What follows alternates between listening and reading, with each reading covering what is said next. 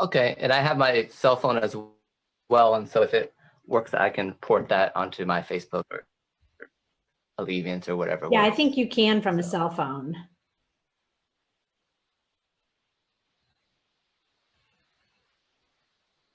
Okay, so I think we might be live. This is that awkward moment where you're not really sure yet if we're live or not, but I am assuming, yes, we are. I think someone just messaged me to see if we were live. Okay, yes. Okay, yep, starting now. Okay, hello, Revitalize, and hello, Alleviant Health Centers. So we're gonna just allow a few minutes to let people filter in here because it seems like there's always a little bit of a lag, but I'm super excited. It seems like we've had a lot of traction and a lot of interest about this topic. I know personally for me, for those of you that don't know me, I'm Tara Scott. I am the founder and medical director at Revitalize Medical Center, and we are an integrated and functional medicine center which focuses on prevention and wellness, mostly for women's health, but yes, we also see teens and men as well. It just seems like lately maybe the topic is stress and the topic is moods and the topic is anxiety and depression. Maybe it's because of this pandemic that we're in. Maybe it's because of all the stress that is going on in our country right now, but the last few times that I've been asked to speak, it's actually been about anxiety. I just was fortunate enough to speak to, over 100 state legislators around the United States on anxiety. So Nick and I got talking about what could we do to reach more people, and I'm going to introduce him in a second. So we decided on inflammation and how that affects your moods. So I just wanted to really quick also say that for those of you that are interested in this topic, I also just got asked to talk on a summit, a mental wellness summit. So that's going to be coming up in August. So make sure you like our page, like Alleviant also, so you can kind of keep track of future offerings. So I'm going to introduce now Nick Angelis, and he is the owner. He's also a certified nurse anesthetist. So if any of you have had children, they are your best friends when you want to get that epidural. So he has a practice here in Akron that is an integrative mental health and pain management.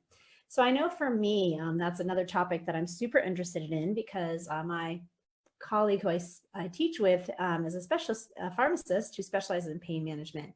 We certainly do have an opioid crisis in Ohio, so I don't know why more people are not looking at alternative pain management issues, but nonetheless, I'll have Nick tell you all about it.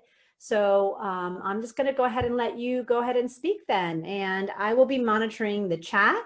I'll be monitoring for questions, and then after that, we'll have plenty of time. So Nick, take it away. Thanks. So first of all, I am a bit of a hypocrite today because we're talking about inflammation and mental health. And much of this is psychological, where your mood, how you approach life has a lot to do with this, how you take time for yourself. And I was administering anesthesia 10 minutes ago, and I've been doing that since 7 a.m. So this is not an example of what you're supposed to do, which is you work nonstop for 12 hours, then you get on a Zoom call, and you hope that you have some wisdom to share. So I would appreciate if you all did not follow my example in that. So now that I've got that off my chest, I'm Nick Angelis. I've been a nurse anesthetist since I graduated from the University of Akron's program in 2010. I work with Alleviant Health Centers of Akron. So I do much of our alternative pain management. And by alternative, I mean opioid-free. And we also have our medical director, Dr. Molina, who's a psychiatrist. We have a nurse practitioner, 2 therapists, and some support staff members as well. And we specialize really in comprehensive psychiatry.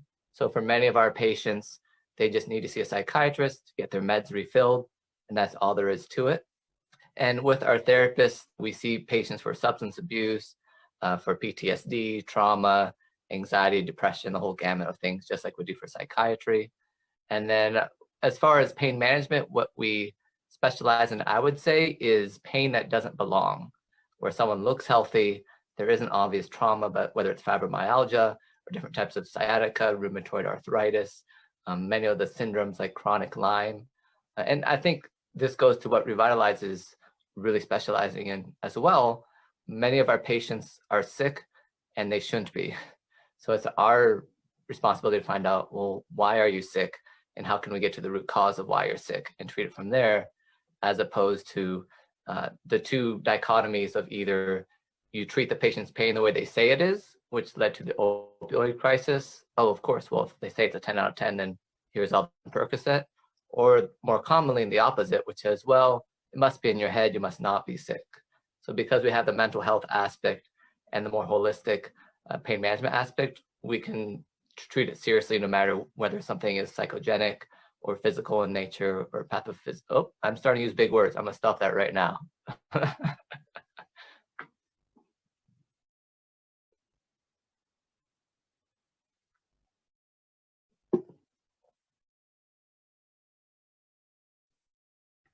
Just lost the sound.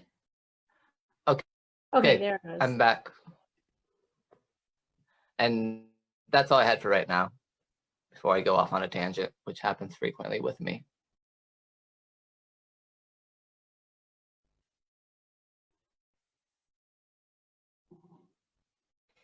We have a couple people that are messaging me and asking me about the event. Do you know, I have it on our page. It's live on my page. I wonder if I could, there's a couple people watching us.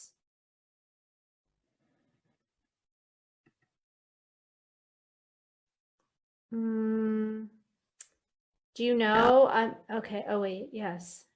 It's on my page. So, and there are a couple people with us. So I'm just, I guess, Nick, go ahead and, is it shared on your page right now? Yes, it should be live now. So I believe it's working. Okay. That is Yeah, the so, wonder of yeah, a couple people, I think we're good. It looks like there's people watching, so I had to go to the live button. The page didn't work. Okay, it looks like some people are on now. Oh, okay. Cool. I think we're good. It looks like there's people watching, so. Okay. All right. So you can go ahead and get started with your slides then. It looks like now people are. Sure.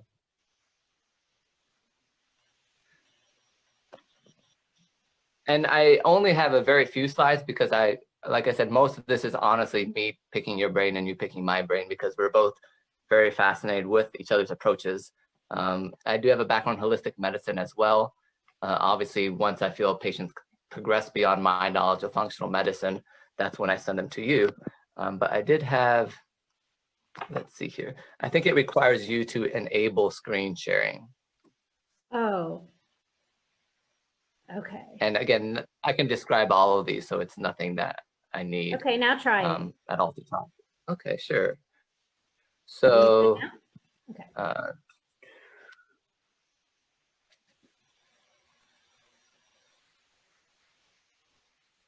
Okay, so this is a PDF of a PowerPoint. We'll see how well that works. I did want to define inflammation very quick from my aspect, that being just your body's way of protecting itself from infection, illness, or injury. And a little bit of what I'm going to talk about. I'll try not to get in too much detail since I know it's easy to lose people on the internet when you start talking about cytokines and interleukins and things of that nature. But a lot of the inflammatory response is what your body does to protect itself, your immune response. And this is a picture of my parents helping me set up my clinic about a year ago.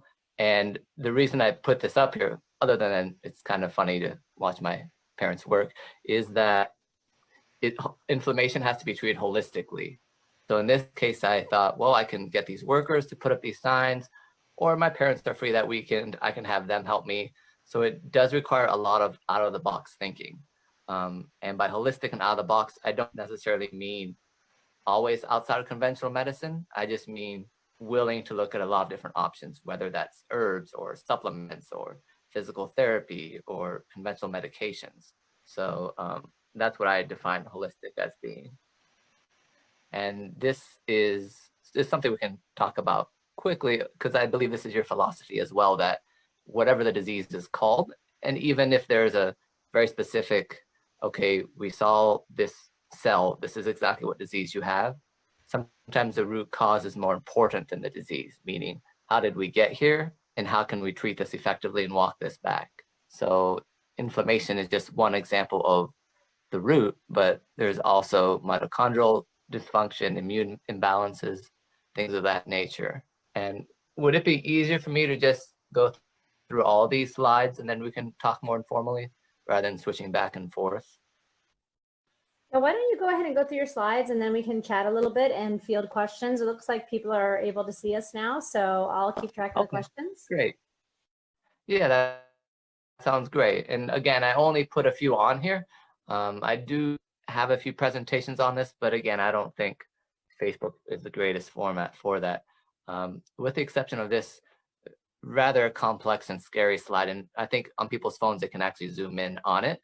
But because a lot of this is just chatting about inflammation and how mental health is related to how healthy you eat and your exercise, I did want to at least have one slide showing the research behind it.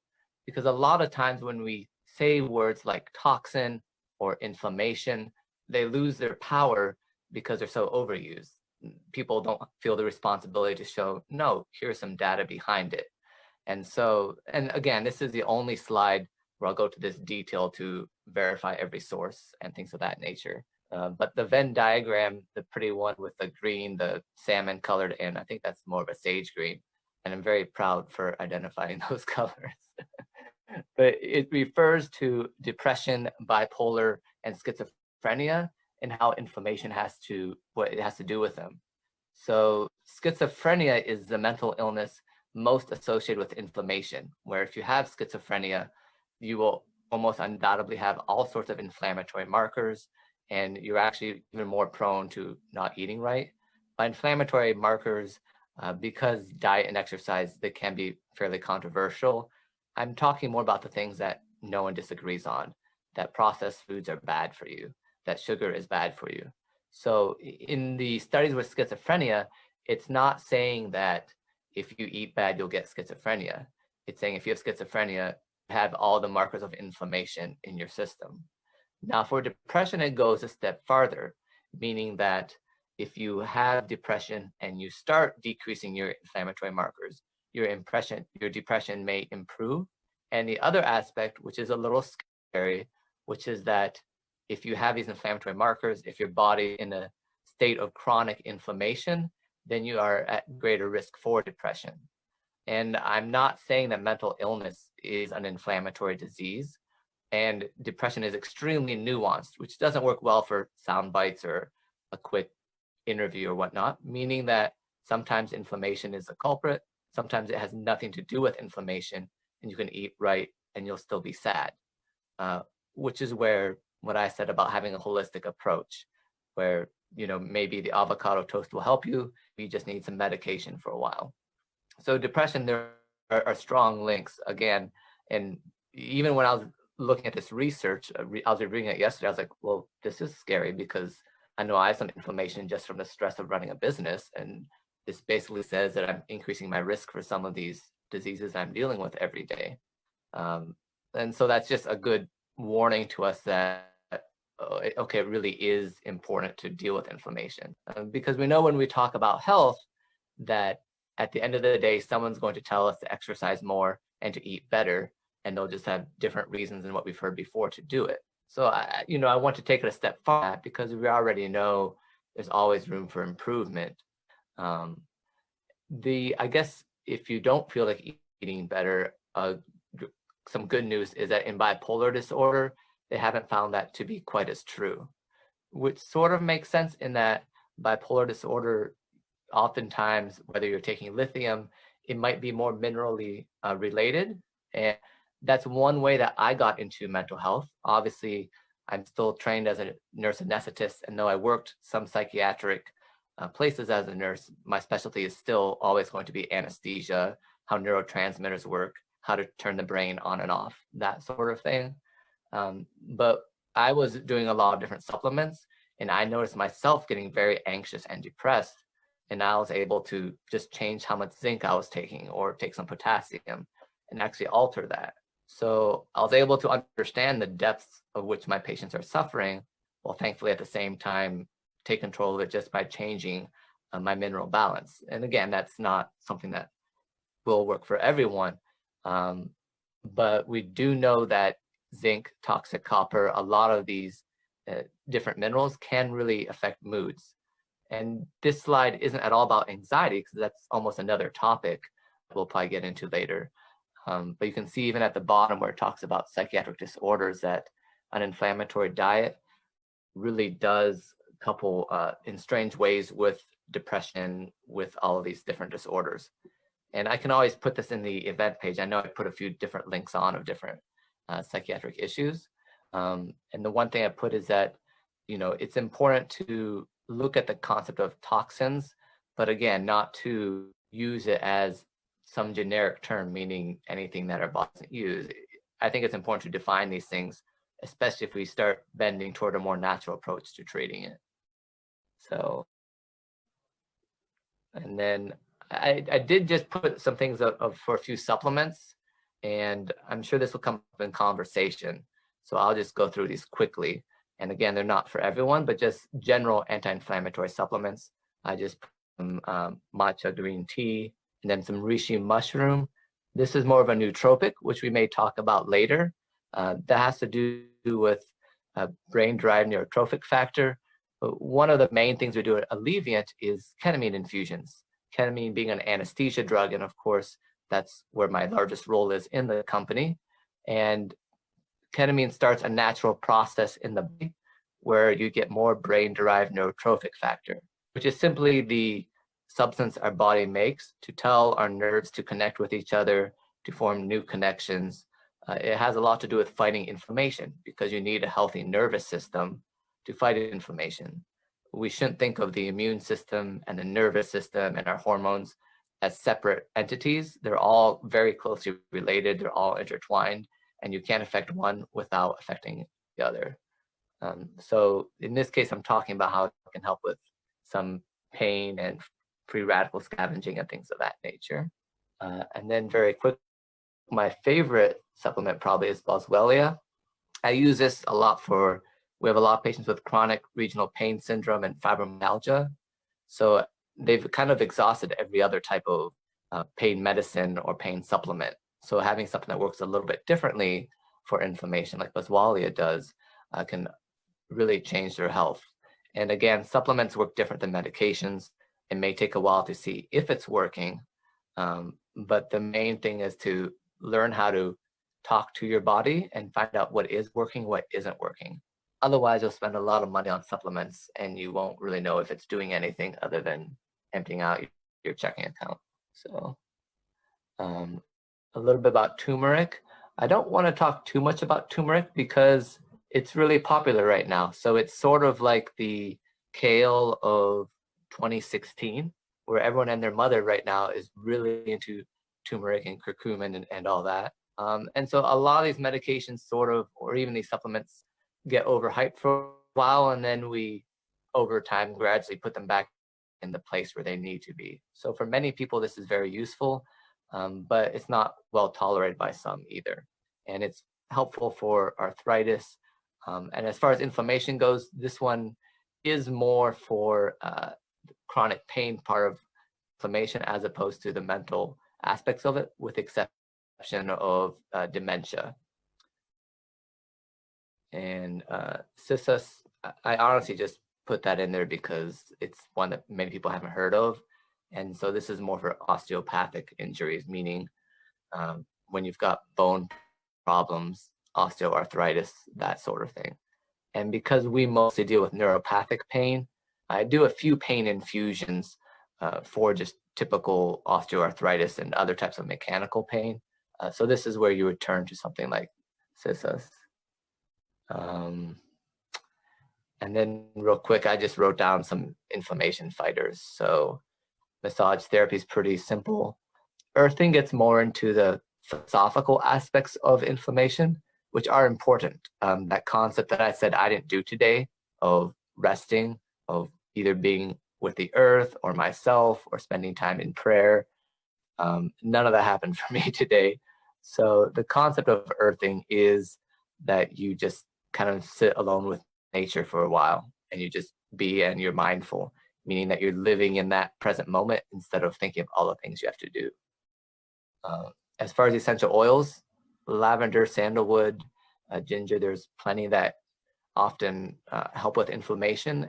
And again, you'll notice that a lot of these inflammation fighters are also relaxing. Many of them actually also increase that brain-derived neurotrophic factor. And there's no message for us today saying that, okay, what I want you to do at the end of this is go find this neurotransmitter that you've never heard of before and boost it in this way or that way.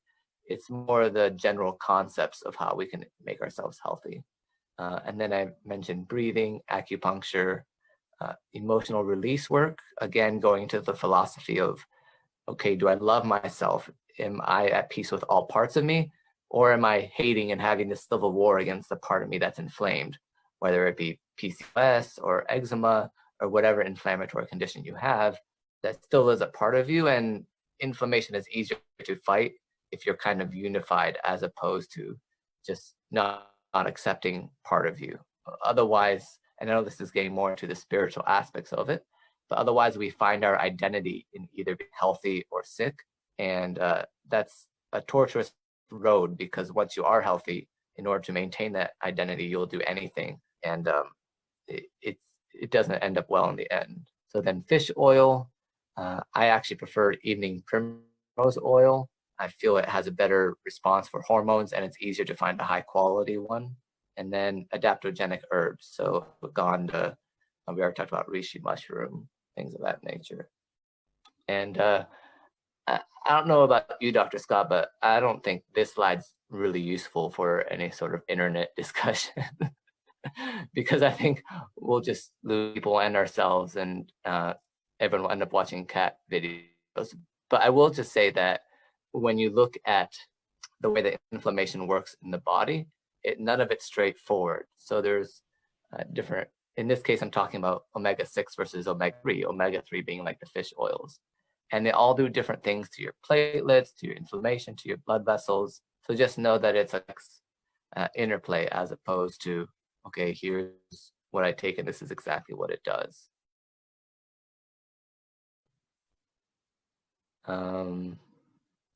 And this is more something that you can talk on with greater authority than I can, but cortisol is a huge problem, just balancing that right. And then leaky gut, meaning that we expect our bodies to digest food, we expect our bodies to get the nutrients from our medications, and unless you heal the gut first, you're not going to absorb it in any other way. Unless, of course, you do IV infusions for your patients. Obviously, a lot of what we do is through the intravenous route to kind of bypass a lot of these issues.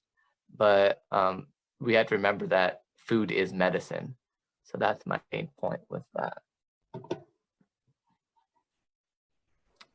And real quick, this is just saying of why this discussion matters. I have some statistics of anxiety disorder affecting 62 million people, OCD, 2.2 million people. We see that people spend $42 billion on anxiety. And so I feel that healthcare spending in this country is so topsy-turvy that people don't really understand, okay, what is this worth to me and how much should I spend for it? It honestly loses me patience, but I often have a very clear discussion of here's what we can do, here's what it will cost, and we need to make sure that it's worth it. Like everything should be value-based. Here's the money that I spend and here's the result that because otherwise people just try desperately going from doctor to doctor and they're still getting bills from the one that they saw 4 times ago. So just looking at the amount of money that we spend in this country it's just staggering. And then the same with chronic pain, where 30 to 50% of the US global population at some point will suffer from it. Migraines, which is one of our specialties, that's 12% of people, and depression's involved with that, meaning of course that the root cause isn't simply that my head hurts sometimes. There's more to it than that. And so we have to drill down to the root of what's causing this, or at least how can we treat this. And this last slide, I can reference it if we talk about some of the other services we do at some other point. Transcranial magnetic stimulation is something that we offer for depression, anxiety, and OCD. And often we have either patients who are more into our holistic methods and they haven't been to another doctor, or they've tried electroconvulsive therapy and everything else to get better, and then they come to us because a lot of what we do is for treatment-resistant disorders. So we can skip over that. And this is something I just want to highlight with inflammation, that instead of just eat and exercise better, sometimes it's what do we need to let go of? Maybe the problem isn't completely physical, maybe it's emotional or spiritual. Maybe we need to release guilt and shame, or we need to process what we've done in our lives, because we know that trauma is simply something that wasn't processed, meaning that your brain didn't know how to handle it, and so it just lays there affecting every other organ system. There's a study I just read yesterday where after a car accident, patients are more likely to develop PTSD if they have inflammatory markers. So another link between inflammation and mental health, where it's not always the severity of what happened to you, it's just how your body chooses to process it. So working with a therapist, with a close friend, with a pastor on processing what has happened to you in your life is a really important step, I feel. And that's just more information about us. So let's see if I can stop my share. Yeah. Great. I'm going to just hit on a few of the things that you shared, Nick. I think it was a really great presentation to give another side of it. So basically what I heard you say is obviously you want to get to the root cause of some of these conditions, but you also offered some simple therapies for people who are suffering, and also that your practice also offers symptomatic treatment for things like migraines and everything. So we did have one question that says, what is CISIS? Can you go back? You don't have to share your slide, but just, I guess they didn't catch what exactly that was. I know there was a picture of some powder. Sure. So, and again, obviously, I only wanted to do a few slides and talk about them quickly. So I'm aware, even by the nature of how I am as a person, a lot of times I'll talk to people and then afterwards they're like, it sounded kind of smart. Not really sure what he said though. So CISIS is just an example of one of the many herbs that you can use to treat pain. The best way to buy it would be, you can just type on Amazon and you can buy the powder and make it into a tea. Now, the problem is that when you use Amazon for supplements, a lot of times they're not authentic or it's not quite what you want. I think the last time that trying to do anything natural for your health was useful was about 2012. Since then, there's so much and so many opinions and so many experts that you really do need to talk to a practitioner and find what's best for you. Because, in fact, I use the opposite approach of most, where because we, like Dr. Scott's office, we have full script and different ways to get supplements. But I often tell patients, well, if we think this will work, go buy the cheapest version of it on Amazon, make it prove itself to you. And then if we see a difference, then we can start looking at the high quality version that we're sure it's going to do what it's supposed to. And that's just me personally. You will not find that opinion probably anywhere else. But CISIS, like I said, it's more for orthopedic injuries, and it's not at all a first-line treatment. So again, it's more of an example that right now in medicine, people think we shouldn't take opioids, they're bad. Oops, we don't have anything else. So obviously in anesthesia, we know of all sorts of different ways to treat pain. But outside of my specialty, right now we're in a crux where there's this dichotomy between watch out, opioids are bad, and we don't have anything else. Because even pain blocks, the third one that you do has about a 15% chance of working. So with our ketamine infusions, it's about 70 to 80% of getting sustained relief from pain. But even what we do, of course, isn't for everyone. A lot of what we do, it can work for people who are of a holistic mind and want to try something effective before they waste a lot of time and liver enzymes on a lot of other drugs. But in many cases, I've turned patients away, and our psychiatrists especially, because we have a really neat dichotomy where he's very conservative with treatment, and I'm more of the one, obviously, who's done holistic practices and has read a lot about different treatments that aren't mainstream. So Cissus, it is a good choice, but it isn't one that I would just buy it on Amazon without really looking at your other options or talking to someone. Okay, great. There's another question, or rather a comment about, if you don't have the money for the treatment. So I did hear you say a few treatments like earthing and meditation and prayer. Meditation, there's a lot of free apps. I know you can also download a lot of YouTube meditations. If you're a healthcare practitioner, I know Headspace is letting you use their app for free. So there's some really great free meditation that is out there. The other things that are not costly are changing your diet. So I know that's a slippery slope when McDonald's offers the value meal and organic food or whole foods might be more expensive. But actually, Mark Hyman, I just saw him give a talk about how in an inner city school in Boston, they substituted whole foods in the kids' lunches, probably pre-COVID. And what they found was the cost was the same as what they had originally, like the chicken nuggets, fries, and cookies. And they had a much decrease in anxiety in the kids and ADHD. So I do think, I've heard Aldi's has great, produce. I think there's a lot of places to get whole foods.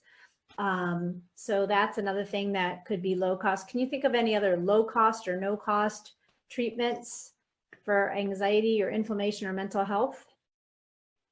Sure.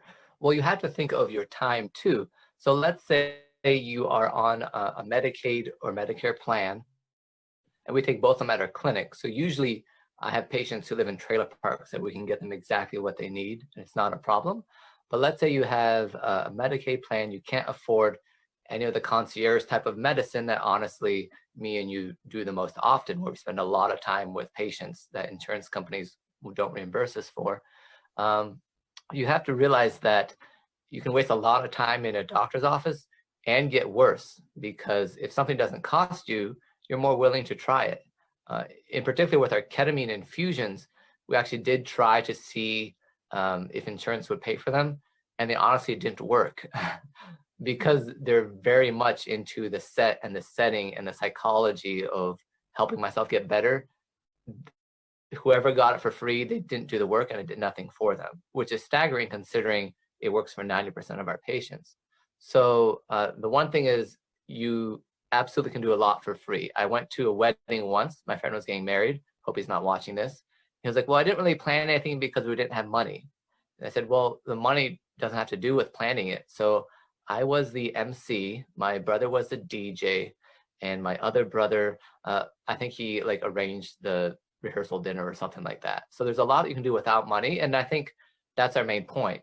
If we can empower you, then you don't have to visit the doctor as often and you'll have better health. Specific to my clinic, there is a nasal spray version of ketamine that Medicaid will cover, and the TMS for anxiety and depression, well, specifically depression, the insurances will cover that as well. But I think you should always start with what can I do on my own? And that is making time for prayer, making time for being in nature. There are a lot of apps out there. And what I recommended about supplements where you start with a bargain basement brand and take a whole bottle, not at once. I just mean that when you finish the bottle, then you reevaluate and say, did this move the needle? Did this change anything for me? Because I have plenty of supplement bottles that, oops, I bought it. I took 3, it did nothing for me or I had a reaction to it. So many times it's that kind of balance between you need someone to kind of guide you on what you should get. But at the same time, I remember in college, it was the first time I realized this. I went to the health clinic at Youngstown State. They had 20 different pamphlets for different health conditions, and each one said the same thing: talk to your doctor. So I think I was 19, and I thought, why don't they make one pamphlet that said, hey, you can't figure this out, you're gonna have to visit your doctor, and then list 30 different conditions because these are all the same pamphlet.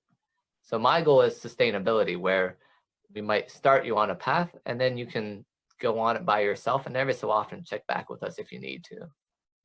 So as far as I'm concerned, some lower cost supplements that have been really helpful for anxiety, also magnesium. And I kind of share a similar opinion as far as certain supplements, it doesn't matter where you get it, and magnesium is one of them.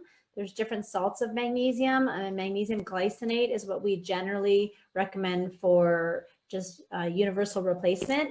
Magnesium malate is a better salt if you have aches. Magnesium taurate might be better if you're anxious. And so magnesium is responsible for over 400 reactions in your body. So that's a really good one. The fish oil you mentioned, my favorite company for fish oil would be Nordic Naturals, which is an Amazon seller. If you have a higher DHA content than EPA, it's thought to be better for brain, and especially if you have depression. The other thing is L-theanine, which is kind of also good for cortisol, and if you're anxious. And so those are ones that are relatively cheap, work relatively well, and those are ones that you can get on Amazon. As far as techniques, we talked about the things, heart math is another thing. Now it does cost, I think, $129 to get the transducer, but then after that, it's free to do it. The app is free. And it has a 46% decrease in anxiety and something like 56% decrease in depression, which those statistics are better than prescription meds. So that's something else that is a really great option for people who can't afford to see a functional medicine provider. You know, that would be something that they could do on their own. There's another question about some causes of migraine. So I'm going to go ahead and hop in on that because that's kind of what we do. So as far as migraines, when I think hormonally, it's either a low androgen, low DHEA, which is suppressed when you have high cortisol. So that relationship because of stress, you know, menstrual migraines typically either come from the fall in estrogen at ovulation or right before your period. If you're having a migraine on your period, day 3 or not, it could be low estrogen versus high estrogen and low progesterone. So we usually do a hormonal evaluation. A lot of times we can start with traditional blood work to look at that. Other causes that I've seen is mold toxins, candida overgrowth. Those are a couple things. When we think about migraines, we think about food sensitivities. So another thing you can do on your own is an elimination diet. The most common things that trigger that are wheat or gluten, dairy, sometimes soy and nuts. So those are the things. So those are things that you can do. If you don't have the money to get tested for food allergies, you can do an elimination diet on your own for free. So those are the things that we sometimes, like you said, the nutrients that you talked about for migraines, we see something called a methylation problem, which is a genetic alteration in your enzyme. So it usually leads to you have to have a higher need of B vitamins. So the protocols that we usually have, like for prevention of migraines, are, you know, CoQ10, vitamin B1, and magnesium are some, and vitamin D are some good ones to take. And then you're using the ketamine in a migraine, or are you using it to break the cycle, or how are you using that? Sure. Well, I don't always need the ketamine in that. So ketamine is a controlled substance. It's not an opioid or narcotic, but it's not too dissimilar from even LSD, to be honest, in certain doses, because it does change how your mind works. And that's why it's effective, because it changes your neurotransmitters and actually your brain pathways. So it is very useful in migraines, but sometimes I don't even have to resort to that. So I had one patient who she spends 8 hours in the ER getting Dilaudid and Toradol and all these different drugs, and it still can't help her migraine. So I told her, well, next time you get one, you know where our clinic is, come by, and let's just see if I can fix you in 5 minutes without using any of those toxic drugs. And I was able to, just with knowing a few of the drugs that we use in anesthesia that don't affect your mentation, so she could drive home afterwards and be migraine free. So that's part of it, and it's obviously very patient specific. The ketamine itself, it has been very useful for migraines, and I really believe too that everything that you do should be diagnostic. So I know that you always say, don't guess, Don't guess. test, or something to that variation. Right. So I agree with that. I do have some patients where I say, look, you honestly can either afford a diagnosis or treatment. I don't think you can do both. An example being chronic Lyme disease, where you can spend $10,000. Oh, great, I have my badge. This is what I have, but now I can't afford any of the controversial treatments surrounding it. So in those cases, something like ketamine, which will completely remap your nervous system, and I've used it for that, can tell us, is this neurologically related? If it is, then I could give you a few treatments and you'll be set for months. If it's not, then okay, this did help, not to the extent that I thought it would. So now we can look at, is this related to the blood vessels? I've had patients where they wanted to have brain surgery where they constrict the blood vessels going into your brain, hoping that it will decrease your migraines. Because of course there's many causes of migraines. But I always think, well, let's go with the less invasive. And obviously brain surgery should be the absolute last that you choose for that. And a lot of times we have to remember what you said about the heart map, that the brain is the only organ that tells us, okay, this is what's wrong. So we assume that anything mental health or anything even headache related is, oh, it's my brain. There's a chemical imbalance. I need to take the drug that will fix this chemical imbalance. And again, I realize that we do a lot of traditional psychiatry at our clinic, but sometimes it is another organ. It's just simply that it manifests in that migraine. So that's where patients are initially resistant if we talk to them about probiotics and diet and inflammatory mediators and things of that nature. But even though it seems like a roundabout way, that's actually what the source is. For example, and this is a slight tangent, psychiatric meds usually take a month to work.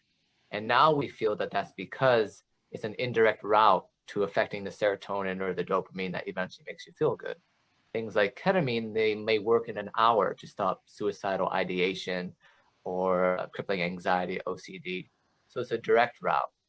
So even a lot of the medicines that people take, it's not a direct route to the brain of this is going to help your depression. So that's a way to philosophize why things like probiotics and some of the anti-anxiety supplements that you mentioned can have rippling effects where they can start affecting migraines. So. All right, great. So there's another question. Have you heard of free Spira for panic attacks? Just heard about this recently. I have not actually. I guess I can always Google it like everybody else is probably doing. I think for panic. Go ahead. I've not heard of it. Yeah. So for panic attacks, we have to realize that in the last 3 years, the search on Amazon for books about anxiety has tripled. So there's many causes, but anxiety is a huge problem. So today I wasn't at my clinic. I was working at an endoscopy center, and almost every patient I've noticed over just the last few years, again, I've been an anesthetist for 10 years now, almost every patient with abdominal pain or some sort of unexplained discomfort also has anxiety. So there's a gut-brain connection that we still haven't figured out completely, but that tells us that the way to treat anxiety is not through anxiety medication. And again, we are a psychiatric clinic, and I'll be the first to tell you that there are not great options for anxiety when you're looking at meds that specifically treat it. There simply aren't. They're either addictive or they don't work that well. So you want to try something natural. Like I said, we do have TMS, which treats it very well, but it's the same concept where just like ketamine, you're starting a natural process in the body and then letting the body heal itself. So yeah, I've not heard of that, but with panic attacks, you do need to kind of take an indirect route of what's causing this. Do I need to see a therapist, as opposed to what's the latest and greatest supplement or medication? Yeah, and there is a huge gut-brain connection. There's enteroendocrine cells in the gut, actually more endocrine cells in your gut than there are anywhere else in your body. So a lot of your serotonin is also made in your gut, which is your feel-good, happy, joy neurotransmitter. Okay, next question, perimenopause and anxiety, what might help? Okay, well, again, most likely perimenopause is the imbalance between estrogen and progesterone, especially if the anxiety is worse before your period. Things like GABA can help, but most likely treating the cause, which we would test your hormones, and potentially a lot of our patients take progesterone and it really helps.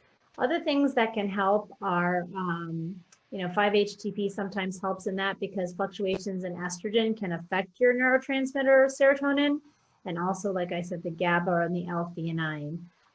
But things that will help you process your estrogen correctly also would be eating a lot of cruciferous vegetables, trying to cut out the sugar, and also thinking about maybe adding a B complex, because that's also going to support your estrogen detoxification, as well as the magnesium that I mentioned before.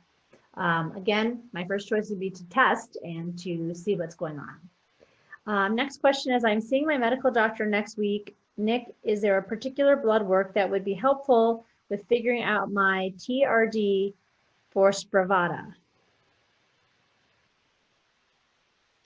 What was the question again about treatment-resistant depression for Spravato? What would work out? What blood work would help figure out my TRD for Spravato? SPRAVAD. Sure. So the question is referring to Spravato, which is the ketamine nasal spray that insurance will pay for depression. And we often have the patients, all the time, we have the patients talk to their physician as well, because there can be contraindications if you've had strokes, if you have really high blood pressure, things of that nature. It is something that works very effectively. So the research is that about 50% of treatment-resistant depression cases will improve substantially or go into remission. For us, it's probably about 70%, just because I'll combine it with supplements, perhaps with an intravenous or intramuscular dose of the ketamine itself. But really, when you're talking to your doctor, you want to, again, decrease inflammation in every way that you can. I posted a study in the event where even things like Tylenol and ibuprofen can decrease anxiety. Also, fish oil, serotonin. And the question is, well, what does that mean? I need to take Tylenol, I'll be happier? And so that's not what I'm saying.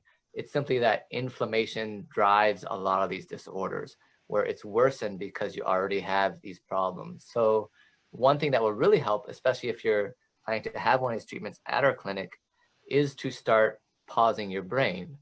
So one of the ways that ketamine works, in example, is it kind of resets your brain and heals your neurotransmitters by taking you out of it. So for some patients, and it depends on how serious it is, on whether if you just feel a little sleepy or if it's an experience where you feel out of your body. But it's that sensation of, right now, I'm not dealing with my problems, but this is a healthful rest. So we often use ketamine for substance abuse, but I have to do it very carefully so it doesn't become, oh, this makes me feel good. Well, that's what any substance does. Medicinal marijuana, which I was originally all for, now I think in many cases it's almost like alcohol, because it works when it's in your system, and when it's out, you feel bad again. So nothing like that is sustainable. So we really need to concentrate on, when can I take a break from my life and be in the moment and not be looking at my phone or worrying about tomorrow? Because a lot of the anxiety, the panic attacks, even the perimenopausal depression that you're talking about, it is because we do not let our brain stop. And so at the end, I was talking to a patient yesterday for an hour, and that was the issue, that I can't sleep at night. I have all these thoughts, I'm so anxious. And what I said is, well, we need to learn to tell our brains, okay, we're safe now. Even in prehistoric times, at some point, you're in your cave making a fire and you feel safe. But today, it'll be 2 a.m. and we'll be awake and wondering what's going on Facebook, or how's the coronavirus doing, or what are the race relations like in my city. And there's a time and place for all that, but it can't be all the time and all the place. So we just have to find a way to disconnect. And again, I didn't do that well today, being nonstop since 7 a.m.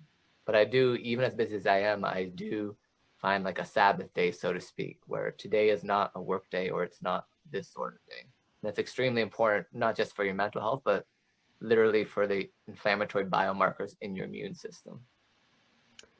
Okay, question, where is your clinic located?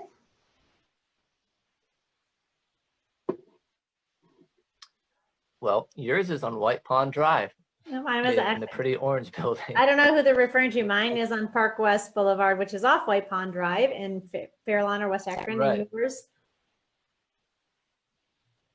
And mine is also in that same area, the Copley Fairlawn border, across from the soccer fields of Copley High School. We're also diagonal from Akron Neurology, so we share a lot of patients back and forth as well. So it's right off 77 as well, just 2 exit above Dr. Scott's practice. Okay, And we so do telehealth too, except for the ketamine infusions and TMS. A lot of what we do is through telehealth, telepsychiatry, and we have a radius of about 6 hours as far as how far patients are willing to drive for us. that's awesome. So I'll wait a few more minutes to see if there's any other questions. It looks like we had some good questions, and just wanted to remind you guys all, if you're not following Legion and you're not following Revitalize, give us a follow. I'm going to be involved in a mental health summit starting August 3rd. There's going to be 20 plus experts, and it is the mental wellness journey, honor the authentic you. It's hosted by a psychiatrist in Chicago. So more to come on that. So make sure you follow us if you're not already doing that. And also for anyone on the this lecture or Facebook Live that's interested in more information on how to do your hormones, we do have a new online course where if you aren't able to work with us because of geographically or because of insurance issues, we have it at academy.revitalizemed.com, where it's kind of a do-it-yourself online on-demand hormone course where you go through and we teach you about kind of a little bit about what we're talking about. What are the hormones doing? What are they responsible for? How to test them, how to fix them, what can you do on your own at home? If you have a provider where you are, what should you be asking for? And there are special modules on anxiety and depression, and also on some perimenopausal things. Looks like a few more questions have come in. I'm taking gabapentin, Seroquel, citalopram for cyclothymia and an anxiety disorder. I'm on the lowest doses now. Eventually, I would like to go to get off these meds. So thoughts? Sure. And if I was a normal practitioner, this is where I'd start making all the disclaimers. I'd remind you that my background is anesthesia, and I'd say you'd have to visit our clinic to get better response. But I think sometimes I'm willing to take these more specific questions because it sheds light into larger details. So gabapentin in particular, how does it work? These are complex medicines that some people swear by, and other people, they feel awful. I knew a family member who took Lyrica, for example, and they were crying for weeks until they realized, I cannot take this medicine. It is not helping my nerve pain. It's simply making me very sad. And so they work in the opposite way of ketamine. I'm not saying this is bad, just explaining it, meaning that they take your nerve endings and they stop your nerves from making any connections, hoping that that will decrease pain. While what you really want, I feel, is whether it's through supplements or medications, you want your nervous system to expand. And if you look at MRIs of depressed patients, there are parts of their brain that simply aren't working. And that's how the TMS works I mentioned earlier that we have at our clinic, where it targets those neurons and wakes them back up. So there's nothing wrong with those medications if you're feeling great and it's working. I'm not one to say you have to do things all natural, forget eating 80% organic, you got to fix that 20%. But obviously you're not feeling great, or you wouldn't be watching us on Facebook when you could be watching cat videos. So I would say that there is a lot that we can do. And the first step for us is that you visit with our psychiatrist. And again, he and I we try to kind of be a yin and yang, where he will offer some medications that may be more useful. Or again, we have the ketamine infusions in other ways. And like I said, I do a lot of supplements. It's not extra cost for our patients. But if they do what I tell them and then I don't feel that they're well enough, that's when I refer them back to Dr. Scott and many of our partners, where I think it's important to take some small steps, make sure you can do them, because everything needs to be sustainable. Either one of us can give you a list of 20 things to do, and if you do 3 of them, well, why don't we just tell you 3 things to do? Start with that. And it has to do with the urgency. So we can do things quickly and they work very quickly, which is rare for the whole holistic philosophy. that we both espouse, but at the same time, sometimes just taking one step at a time where you really get to know your body. And if there was like a capstone to us talking today, that's what my main point would be, that until you get to know your body and you know your symptoms, it's very hard to find the right treatment right away. But as you get more in tune with your body, which all of us are more in tune right now, because all of us are like, can I still smell? Am I coughing? Do I have the corona? And so because of that, you should take that one step farther and continue to think, are these medications working? What are the side effects? You know, it can be difficult when you've been on something for a long time to know what normal is. But there are always options to help your body train itself, to help your body kind of heal itself. So, and either one of us can help you with that for sure. Okay, last question. It looks like, what is an initial cost to come in? For us, we are, other than the ketamine infusions themselves, which, like I said, have a cost associated with them as well as insurance, honestly, because we tried it with just insurance. And that there's one of my favorite Bible verses is, I will not do something that did not cause me to sacrifice, meaning that, so I had psoriasis for years, and I tried some treatment just because my insurance paid for it, and it didn't work. And I was on it for an entire year because it didn't cost me anything. And so, but sorry, I started going on a tangent again. But so it depends on your insurance. So just whatever your normal copay is to see a psychiatrist or a therapist, that's the only cost. And again, most of what we have to offer is insurance-based. And we work with all of the insurances, including Medicaid and Medicare. In fact, I often tell patients, I had one patient say, well, I feel bad. I want to get this really nice insurance so you guys actually get more money. And I said, no, you should stick with the Medicaid. It's more work for us to get things approved, but if we can, then there's a lot more that we can do for you. So, but you have to remember too, what we said earlier, that you can't just look at cost, you have to look at value. So many people will just do what their insurance will let them do, and the system is not meant to get you better. It's meant to bill for certain services. There's no incentive. In fact, the way a health system works, there's more money to be made off of you if you don't get better, because you come back and we try new things, and then you come back again, and you're always in the waiting room, and you're a continual source of revenue. So because of that, you want to find places like ours where the philosophy is, well, let's get you better and get you out of here.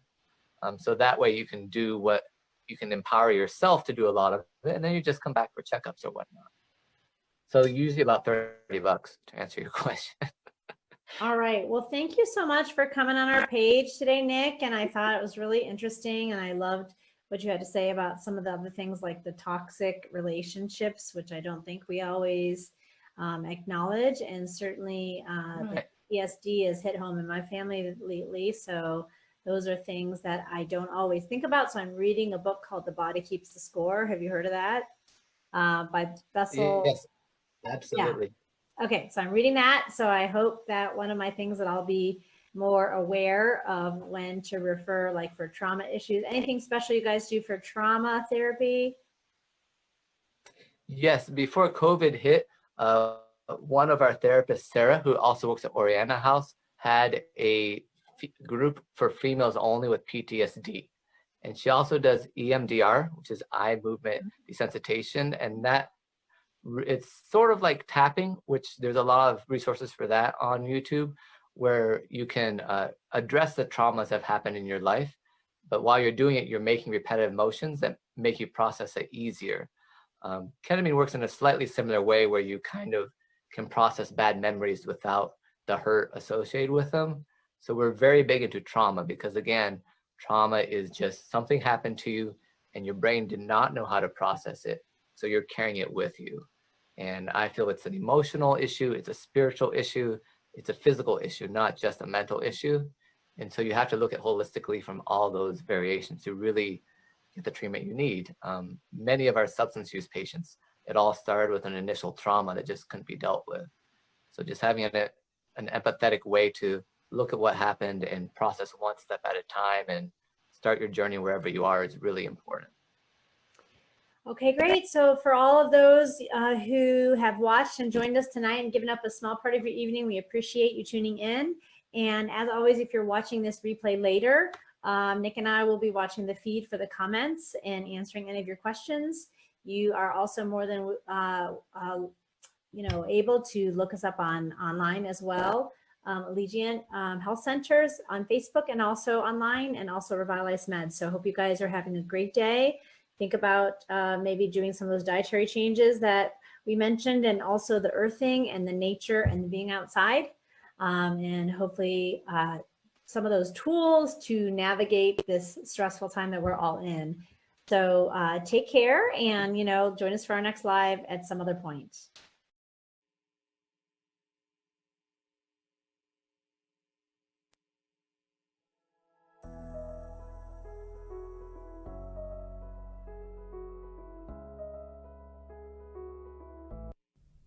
Hello, I'm Nick Angelis. I'm one of the owners of Alleviant Health Centers of Akron, and I'm a nurse anesthetist. And welcome to the Alleviant Health Show. I'm here today with Rachel Whitehawk from Whitehawk Ranch. And we're going to spend a lot of the show talking about mental health, how people have done now that we're post-quarantine but still dealing with a lot of those issues. At the same time, though, we really want to give you some practical tips. So thanks for joining me today. Thanks, I'm glad to be here. So the first thing, and we were just talking about this earlier, is I went shopping yesterday, and it wasn't a traumatic experience, but it was very strange. So normally grocery shopping is a fairly neutral activity. You go see if the English cucumbers are on sale, you might buy some meat, some potato chips, whatever, and then you're done. But everyone was thinking so carefully, am I on the right aisle? Can I go this way? Am I going the wrong way down the aisle? People were trying to stay maybe 10, 15 feet away from each other. And there was a lot of tension. It was really strange for me. So I guess that's kind of my first topic of discussion is right now everyone has heightened anxiety, but it's not something that we can say, oh, don't worry about it, it'll be fine. So how do we deal with that as a society? How do we find ways to relax? And how do we keep from being vigilant all the time? Because in my occupation of anesthesia, vigilance is our word for everything. Right. We are completely paying attention to the patient, where I can be talking to someone and drawing up a medication, and I'll hear a subtle change of the pulse oximetry, and I'll immediately do something different. But how do we learn how to turn off that vigilance? I understand what you're talking about when you go to the store, because I was just talking to my mom about this the other day.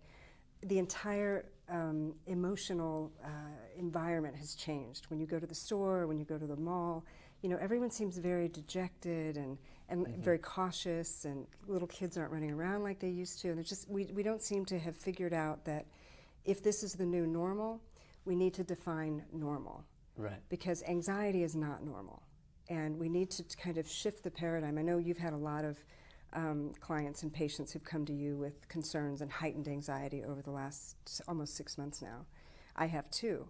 And I've had to teach people to kind of relearn a different level of normalcy. Going to the store and having a different attitude about it, having a different energy level about it, being conscious about the fact that we need to be careful, but we don't need to be afraid. And there's a difference. We're putting in place measures that keep us safe.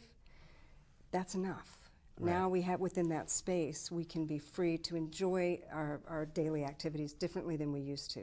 I call it boundaries equal freedom. We're creating new boundaries, but within those boundaries we have freedom. Oh, that's really good. Yeah. Because sometimes, I just want to see a toddler have a tantrum in a cereal aisle. Exactly right. That's what I'm saying. I need that in my life. I know. I was so struck by how well behaved all the kids were. Nobody was running around with a toy. Nobody picked something up off the floor. Such normal activities for children, for parents. I don't see that anymore. And I'm at the store quite frequently, and I have a horse farm, and you're going to get supplies. Right. And, you're there all the time.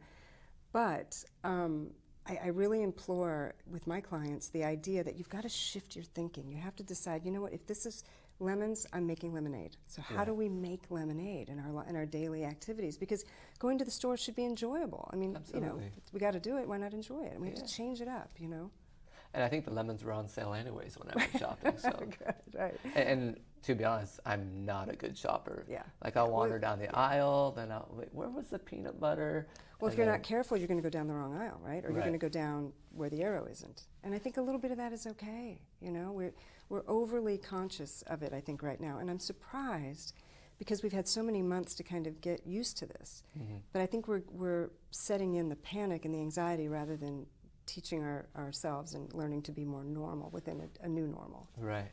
And I think you made a good point about the kids behaving, and we're getting deep quickly here, folks. A lot of times, good behavior does not equal a happy life. Amen. So I had a friend who went to a church that was very much about, okay, you're attractive, you have an attractive husband, you take wonderful pictures together, you show up every Sunday and you're not hungover, you've got it made. And she's divorced now because there's so much of an emphasis on this outward shell of appearance of, you know, glory to God, brother, I'm too blessed to be stressed. And it was all a facade that lasted for several years, but at some point when you live that life where you do have everything so tightly controlled on the outside and everything looks completely put together, it can hollow you out from the inside. Amen. So you end up soulless, where you've learned how to master the outside, but at the sake of any internal growth. So And so much of what we do in our lives is habitual. Our thinking becomes very regimented. We kind of decide we're going to do it this way, and we stay, you know, with blinders on, and we get locked into a mindset that doesn't serve us. And there's a lot of societal pressure. Churches and other things can really place that pressure on you. And I think the pandemic has done that with people too. I think it's forced people into this negative, you know, I got to gear up for the battle. I've got to go to the store and it's going to be a fight and I got to, you know, protect myself. And we just get so caught up in the negative aspect of something that's very different and very, you know, concerning for a lot of people. But it doesn't have to be that way. We don't have to live that way. We can be free. So much of what you do and what I do is really teaching people to be resilient. It's really the element of resiliency in our lives that transforms us and makes us happy, despite whatever's going on outside, right? Because this defines our joy. This defines what goes on in our lives and what brings us happiness, not the outward circumstances. You know, we have control over this. And that's, we need to be giving that message, I think, more clearly now during the pandemic than ever before. Right. No, you're right. And that is sort of next level mental health, where most people who come to us, they say, I just want to be happy again. And I'll say, well, you know, with the techniques that we have, for example, with the ketamine infusions, the way they work, where it floods your brain with glutamate, which increases brain-derived neurotrophic factor, you will be happy. But that's not the issue, because if it's temporary, then it might be even worse for a patient to feel happiness for a week, and then it fades, and then where do they go? They feel lower. Exactly. So what we concentrate on is that resilience and sustainability. In fact, some of our patients feel worse because now they can actually deal with life. So instead of hiding from it, instead of not dealing with it, instead of having harmful coping mechanisms, now they'll face grief head on, they'll face their trauma. And they'll say, I am more anxious and depressed, but I'm also more functional. And I mean, that's a great place to start, though. To regain your life. You know, what we do at the ranch is resiliency training. I tell people, you know, we have people who are in recovery, who finally become aware enough of their issues, and they're sober and they're clean, and oh my goodness, it's overwhelming. They come to us and they learn how to deal with that, how to change your mindset. To your point, you know, we can have a lot of things going right. If this isn't working properly and we don't have in place strong skills and new ways of thinking, and we don't practice those new ways of thinking, we never get out of that misery. You know, and you can, and that's the great news. You can get out of it. You can change your bad habits into better habits and into good habits. We're living proof of it, you know, and you can do that, and you can change lives, and that's what makes what we do so rewarding, is because we see the benefit of that. You know, because I have one patient where with the Spravato therapy, she went from being depressed to being happy. But I told her, okay, we need you to be functional. We need you to be paying your own bills, to going to work, and that's more important. I have another patient who it's the opposite. He says, I'm still just as sad as I ever was, but he's dealing with grief a lot better than he could before. And honestly, I'd rather have the latter, because the whole point of healthcare is living a functional life, is having a high quality life. Not simply, okay, so my heart is pumping blood to at least 60% of my organs. This is a win. And obviously in anesthesia, this is a huge deal with the opioid crisis, where for years we were taught you treat the patient's pain, you eradicate pain, and it was only in this last decade that we realized it's not a win if their pain is gone and they're on the couch all day. That's right. If there's no function, that's right. that is a complete loss because of the morbidity and just the way that people are living. And of course, with the addiction that we both deal with as well, where it's so hard for people to find something that works and make it sustainable and not have the harmful effects. Because again, in particular with our ketamine infusions, we sometimes use them for substance abuse, but it has to be done very carefully. So the focus is on long-term results. Because I feel anything that in the short term brings you joy, if it's not sustainable, it can cause more harm than good, because you're always chasing after that feeling again. That's right. And I think with addiction, that's the underlying problem. We kind of misunderstand what joy and what peace can be. And I think that what's great about you and I is that we work together. What you do offers a solution on one end, and what I do offers maybe a solution on the other end, and matching those two things together give people the wholeness in their life that they need. Absolutely. Everybody who comes to the ranch, I tell them, you get this one life. We go around the universe one time, and this is yours. You've been given this gift, and it's your job to figure out your passion and your purpose. And I think they're two different things. Sure. And I think, especially now under the pandemic, I think people are losing sight of what it means to find your passion. What I often say is passion is what we do for ourselves, or that thing that really ignites us. But then we all have a purpose as well. And that purpose is something that we often give to the community or give to the world. Right. And when you have the right set of skills, and the resiliency is in your life, and it's a part of your life, and it's become a habit to you, the whole world opens up and becomes a very different place. And it's a wonderful thing. And I think we need that now more than ever, because we have a universal fear that's gripping people and changing things, and not for the better. Right. Yeah, absolutely. And a lot of times too, we don't know how to do things in moderation. Now that doesn't mean that everything needs to be balanced, because that sort of leads to the approach of a lot of the psychiatric meds, which of course we do a lot of that at our clinic as just typical psychiatry, where you come in, you get your pills, and you leave, and you come back to get them adjusted. But still, sometimes that leads to this balance where you're no longer depressed, but you're also no longer happy. And you sort of what I was saying earlier about the example of the woman who got divorced, where everything is in balance, you have everything programmed right, but at some point it becomes an existential crisis of what am I doing and why am I doing it if there's no passion in my life, or if there's nothing that I'm truly living for. And that is something that we both collaborate on. We plan to have a teen suicide summit here soon, and that is that concept of suicide and how challenging it is, obviously in the Akron community. Enormous problem. Right. So what are some ways that we can address it? Because it's one of those things where it's hard to know how to talk about it. So people will talk all day about whether they like masks or not right now, because it's an easy conversation to broach, and everyone has their strong opinions. But something like this, it's very nuanced, but it still needs to be talked about. So how do we impact that? I think suicide there's such a stigma around even just talking about it. Still, as open as we are as a society, I find it shocking, really, that we have such difficulty discussing suicide, teen suicide in particular. But it is rampant, and it is such a problem. And I think that it comes down to the increase of it certainly has some, I believe the pandemic is partly responsible for it, because it just adds to an existing, crisis thought process. But I think over the last 20 years, we have become a society that's less and less resilient, less able to manage. We've got social media, the influx of media in general has not benefited teens when it comes to this issue. It's made it much harder for kids to communicate with each other and to build their own self-worth, because everything is, on media. Everything is exposed. I think one of the things that we have to do is to help parents learn to talk about this ahead of the game, before these issues become a problem. We know that when teens grow, when adolescents grow into adulthood, there are hormonal changes, and there are things that happen that increase the risk. We have a lot of, you and I could talk for months about all the things that lead to maybe that suicidal ideation. But there are ways to stop it, and there are ways to change it. And there are resources all over town. I don't know that people realize how many resources there are. That's why the summit will be so important. Right.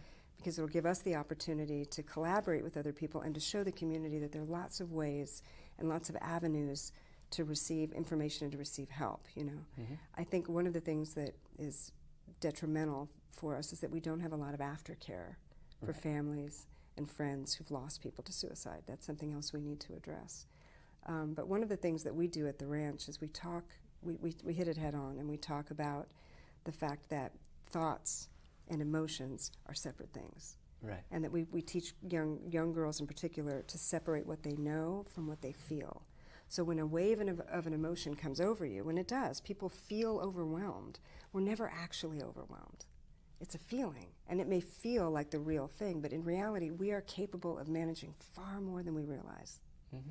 So we start with that premise, you know, that separating what we know from what we feel begins the process of having some control over things we often think we don't have control over. We tend to control or try to control the wrong things. Right. Sounds to me like I didn't put my phone on silent, but you know, it's a soothing melody, so I'm not really going to do anything about it. Lovely. I think it's just some fine. good background music for what we're doing today. But the concept of suicide is interesting too. So one of the ways at our clinic that we deal with it is we have Spravato, ketamine spray that's just been cleared by the FDA for suicidal ideation. That's great. That and the IV infusions have stopped it in its tracks. A lot of times I've had patients just call and say, I'm suffering, do I need to go to the hospital? And sometimes the answer is absolutely you do. Right, right. And other times we can just have them come to the clinic and we can deal with it. But we also have to be careful on how we market these things, because that's not the permanent answer. Right. What I mean is our society wants a pill, a quick fix, an emergency approach to suicide where we rush in and we fix them. Right. And obviously we have some patients that, whether it's borderline personality disorder or whatever their affliction is, that their mind feeds off that attention. It's not a purposeful thing, it's a coping mechanism often due to PTSD, but it's still that concept of, okay, how do we get something sustainable so we're not careening from crisis to crisis and we're not saving the day and feeling like a hero. In my work as a nurse anesthetist, apart from the clinic, I often say that I shouldn't be a hero. I shouldn't save the patient's life and everyone congratulates me because I came in at the last second. Sure. I should take steps so it never gets to the point where I look like a hero. Right. And I think that's what we forget about mental health, that it's not, well, my kid's getting a little worse, let's just see what happens. And then we do some intense intervention that kind of biases them against any other provider for a long time. Any other kind, Because of course, you know, we're here today not representing ourselves as the best options in Akron. We just happen to be the two people in front of the camera today. Exactly. As you said, there are lots of options, and we might not be the right fit for someone, but early intervention is key. So there's no stigma with what you said, where I feel bad, what can I do about this? Right. And when you start to feel heightened anxiety and worry and depression, that's the moment you seek help. And I think that we find, and it's astounding to me because there is so much information available and so much help, especially in this part of the country. It's surprising. I don't think people realize that. Right. That when the moment you're feeling that way, whether you're 10 or 100, there are resources and people who are here to help you, you know?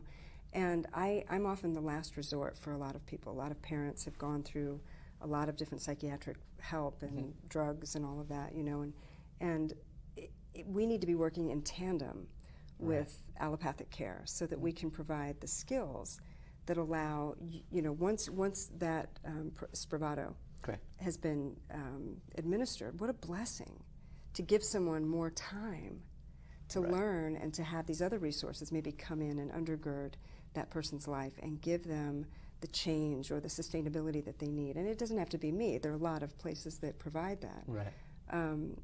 But the fact that we can put together a summit and bring all these resources together and annually have a spotlight on this issue, I think will go a long way to saving one life. And if we save one life, it's worth it. Absolutely. You know? Yeah, I'm very excited about that. Me too. So can you tell me a little bit more about the ranch? Because it's the same way with my clinic, where I keep on talking about little things that we do without really explaining it, which is fine, because again, I'm more interested in just giving people information about what the resources are. Right. And for example, NAMI in Summit County is a great resource, National Association for Mental Illness. But can you tell me a little bit more of your approach and how that works for? Sure. When people come to me, I tell them, if I could give you every skill that you would need to be able to manage anything that came your way and give you the opportunity to permanently change the way you see the world, would you be interested? I was like, yeah. But that's really what we do. We give you the opportunity. We don't do it. We provide you the information, we provide you the skills, and we provide you the experience to change your neural pathways in a way that works permanently if you'll do the program the way it's designed. I am a CBT practitioner, cognitive behavioral therapy practitioner. So we do combine some of those ideas. We have a lot of unique kind of educational resources that we use that we've put together. We're a registered educational nonprofit in the state of Ohio, so we provide great life-changing curriculum. We also do something that's kind of unique. We incorporate horses. We are not a typical equine therapy facility. We do something a little bit different. We do a very structured French classical dressage experience, which I find as a mental health person does more to teach people to focus, to stay in the moment, and to freeze frame a skill and an experience so that they can take it back with them and apply it to their personal life. Right. So that's just a kind of a window into what we do. It's very interesting, very unique, but we've had tremendous results. Absolutely. Yeah. And I think that's the key today is that pharmaceuticals have their place, Absolutely. therapy has its place, but it's really about the neuroplasticity of learning. So if you can learn, then you can find out how to cope with anxiety and depression with others around you, but you can empower yourself. Because I think that's the issue is, so let's say I'm trying to learn calculus, and I'm also running away from a bear. Right. That's going to be difficult. I'll be like, well, is this the... You could do it. Right, sine or cosine or what's a derivative here? And so if we can stop that feeling of there's a bear chasing me, then there's so much that we can learn. There's so many different ways that we can cope. Great analogy. I do have a very strange analogy. No, that's very good. I might use that. I might steal well, that. Part of it is, so when I lived in Florida, I lived right next to a national park. And I was going through a very stressful time. And so every day I'd run in the woods. And a few times people thought I was a bear, but those woods are also inhabited by bears and rattlesnakes and gators and coyotes and bobcats, which is fine for me because I don't have the normal sense of fear that most people do. But that was the analogy is I'd be trying to sort through my thoughts. And of course they'd be interrupted if I thought I heard a bear. Right. But just that, what you said with the horses, when you're in nature, when you're using your senses, there's just a mindfulness there. There's an ability to kind of relax, to retrain your brain. And that's what we're all this is located in about. such a beautiful place, just down the road from here. Not even 6 miles, 8 miles from here. It's the most beautiful place to just come and be, and we offer that to people as well because, to your point, getting back to nature, and I think we've seen a lot of that during the pandemic. I think a lot of people have begun to realize the value of being in nature. Right.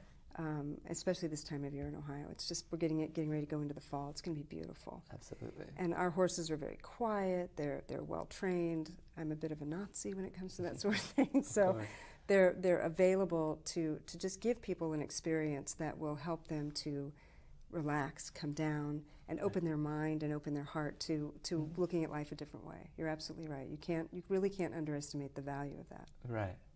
And so just to sum everything up, it seems almost what we're saying is that we all need that place of solace. And it can be inside of us, through prayer or meditation. Sure. It doesn't necessarily need to be an external place. But I think that's one of the keys for mental health during this time, is that we need that moment of quiet, that moment of turn the phone off, as I neglected to do earlier, that moment of here I am just with myself, and I can let the cares of this world pass me by. And this has a lot to do with addiction because that's what people are seeking. Let me have this moment of peace despite the destruction that it'll wreak once the effects wear off. That's right. But if we can do that in healthy ways, if we can learn how to take that rest, I think it'll really benefit us in the long term. Amen, amen. And the pandemic is not forever. Right. this will end, you know. A new normal will arise, but you have control over how you define your new normal now. Absolutely. And it can be a happy, you know, fulfilling experience regardless of what goes on outside of our world. And then whitehawkranch.info is your web address if anyone needs to contact you, correct? Right. Absolutely. And for us, it's alleviant.com. You can also call us 330-754-4844 if you need to schedule an appointment with our psychiatrist or our therapist. We do a lot with pain management as well. But I'm so glad that you could come today. Me too. Thank you for the opportunity. Yeah, absolutely. So we hope that you all take care, find that place. Again, it can be internal, it can be external, but we're so glad that you could join us for this, and we'll see you next time on the Alleviant Health Show.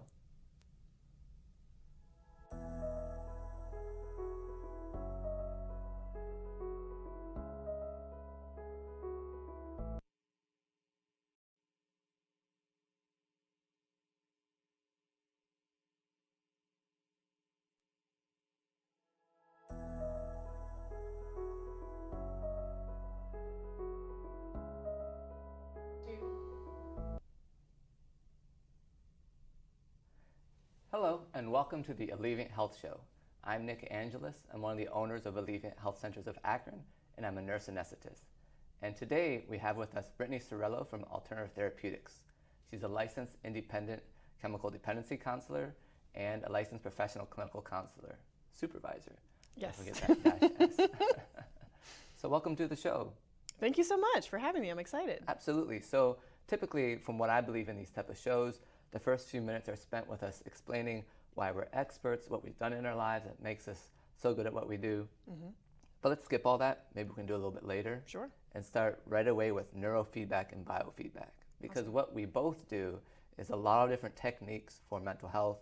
For me, pain as well, since I'm a nurse anesthetist. And a lot of them have nothing to do with medications. And of course, we know that the Western model of medicine of healthcare is, here's your medication, I'll see you in 2 months, here's another medication. Mm-hmm. So what is it that you do with neurofeedback and biofeedback? And can you explain those? Because those are both the type of terms that everyone's like, oh yeah, that's great. And we'll nod our heads and we'll smile, but sure. We really won't know what we're talking about. Yeah, absolutely. So yes, neurofeedback and biofeedback are two forms of using technology that can help us to create more balance in our brain and body in a really simple way. So biofeedback is an umbrella term for using technology to show us what our brain and body is doing, right? So we can give you information about how you're breathing, how your heart's beating, what your muscle tension is doing. With neurofeedback specifically, we're looking at the electrical activity of the brain. Okay. And by using technology, we can show the person what their brain's doing and help them to modulate the activity of their brain. And with that, we can create some really positive changes. Okay, great. Yeah.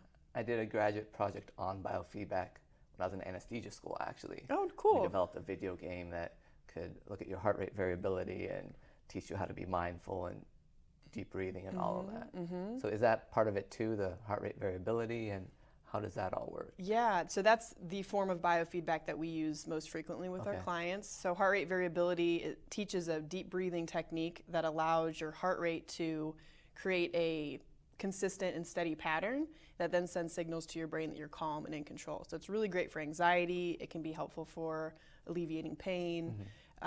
And it just helps the person feel more calm and centered. So that's one form of biofeedback that we use. Wow. Yeah. That's really neat. For sure. Because I think a lot of times too, we don't have control, meaning that we think, well, I better see my therapist because I'm having a bad day, or I better take my medication because I'm more anxious. Yes. So what you're saying is we can empower ourselves, and so that way we can almost teach ourselves how to not completely fix anxiety and depression, but to be an active member in trying to get better. Absolutely. Yeah, we use neurofeedback and biofeedback as tools in more traditional type of therapy or counseling to help empower the person and give them the reins back, if you will, to have control over their mind, to have control over their emotions, so that they don't rely on us forever, right? Because as therapists, that's our goal, is to be able to, help a person get to the point where they can manage their own lives and they don't rely on us and need us anymore. Sure. Yeah. So how can it work without the technology? Meaning, obviously at Alternative Therapeutics, you have all the equipment you need, but which parts of that can people translate into their own daily lives?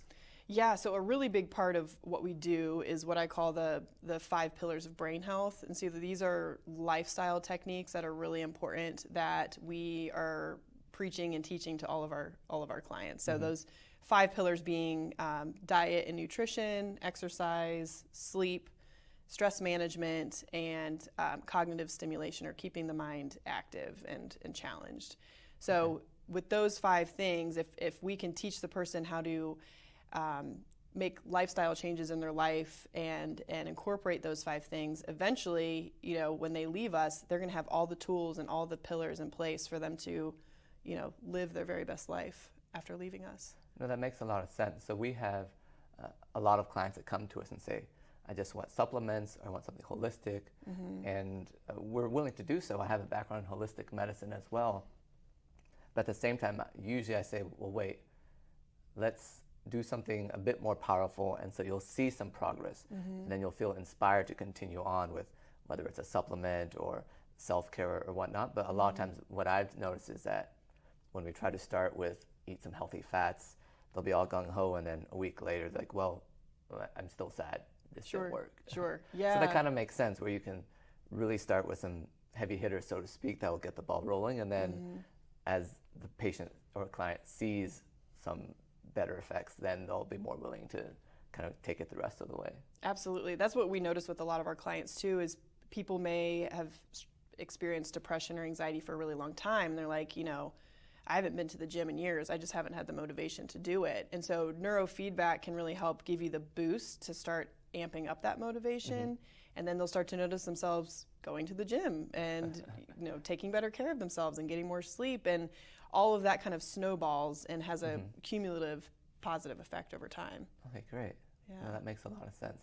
And I think it's the same with us, where a lot of times we'll do TMS, for example, transcranial magnetic stimulation, and it works for anxiety or depression, OCD, but it's the same thing where it tends to work best when it's sort of subtle. Meaning I had one patient saying, I don't know if this is going to help me with OCD, and then she came back a few days later saying, well, it was Saturday morning, and I was laying in my bed, and I realized I didn't care that there were dishes to do.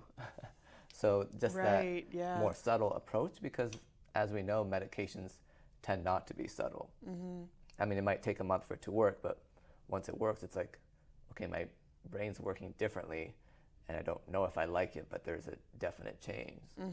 So I feel sometimes therapies where your family members are the ones that tell you, okay, you're a little different now. I say that all the time. That's so funny, because that's what a lot of our clients will notice too, because neurofeedback can be subtle, and they're like, I don't know, like maybe something's happening, but I'm really not sure. But my wife swears that I'm nicer, and my kids are like, Daddy, you're so happy, and those are the things that we really get excited about, because when the family notices, then that really shows that there's some changes happening. Because we live our own experience all day, every day, and so we can miss the things that are happening because we're always in our own head, and other people will notice though. So that's cool. Or sometimes I feel that we get attached to our illness, so it's part of us, and someone else has to tell us, that's not you anymore. Yeah. Like, you're used to being sad and complaining about this thing, but sometimes I'll tell patients, here's some testing we did, your depression's gone, so you can now stop acting like it's still there. Sure, Which can be an awkward conversation, but still necessary one. That, do you really want to get rid of this illness, or do you want to keep it with you like a little buddy at all times? And it's your choice. Yeah, that's a really good point. Because I've seen, even with our ketamine infusions, which can change brain chemistry immediately, we have some patients who, it's like, okay, we've done everything chemical that we can do to your brain. We've done everything electrical that we can do to your brain. Now you just have to decide, do I want to form a new identity, or do I want to keep this identity of sickness? And I'm not saying that in some cases an identity of wellness isn't any better, because I have, again, some experience in holistic health. There's this concept of, I must earn my health. I'm eating 80% organic. Once I reach 100%, then God or the universe or someone will bequeath me with this perfect health because I've earned it.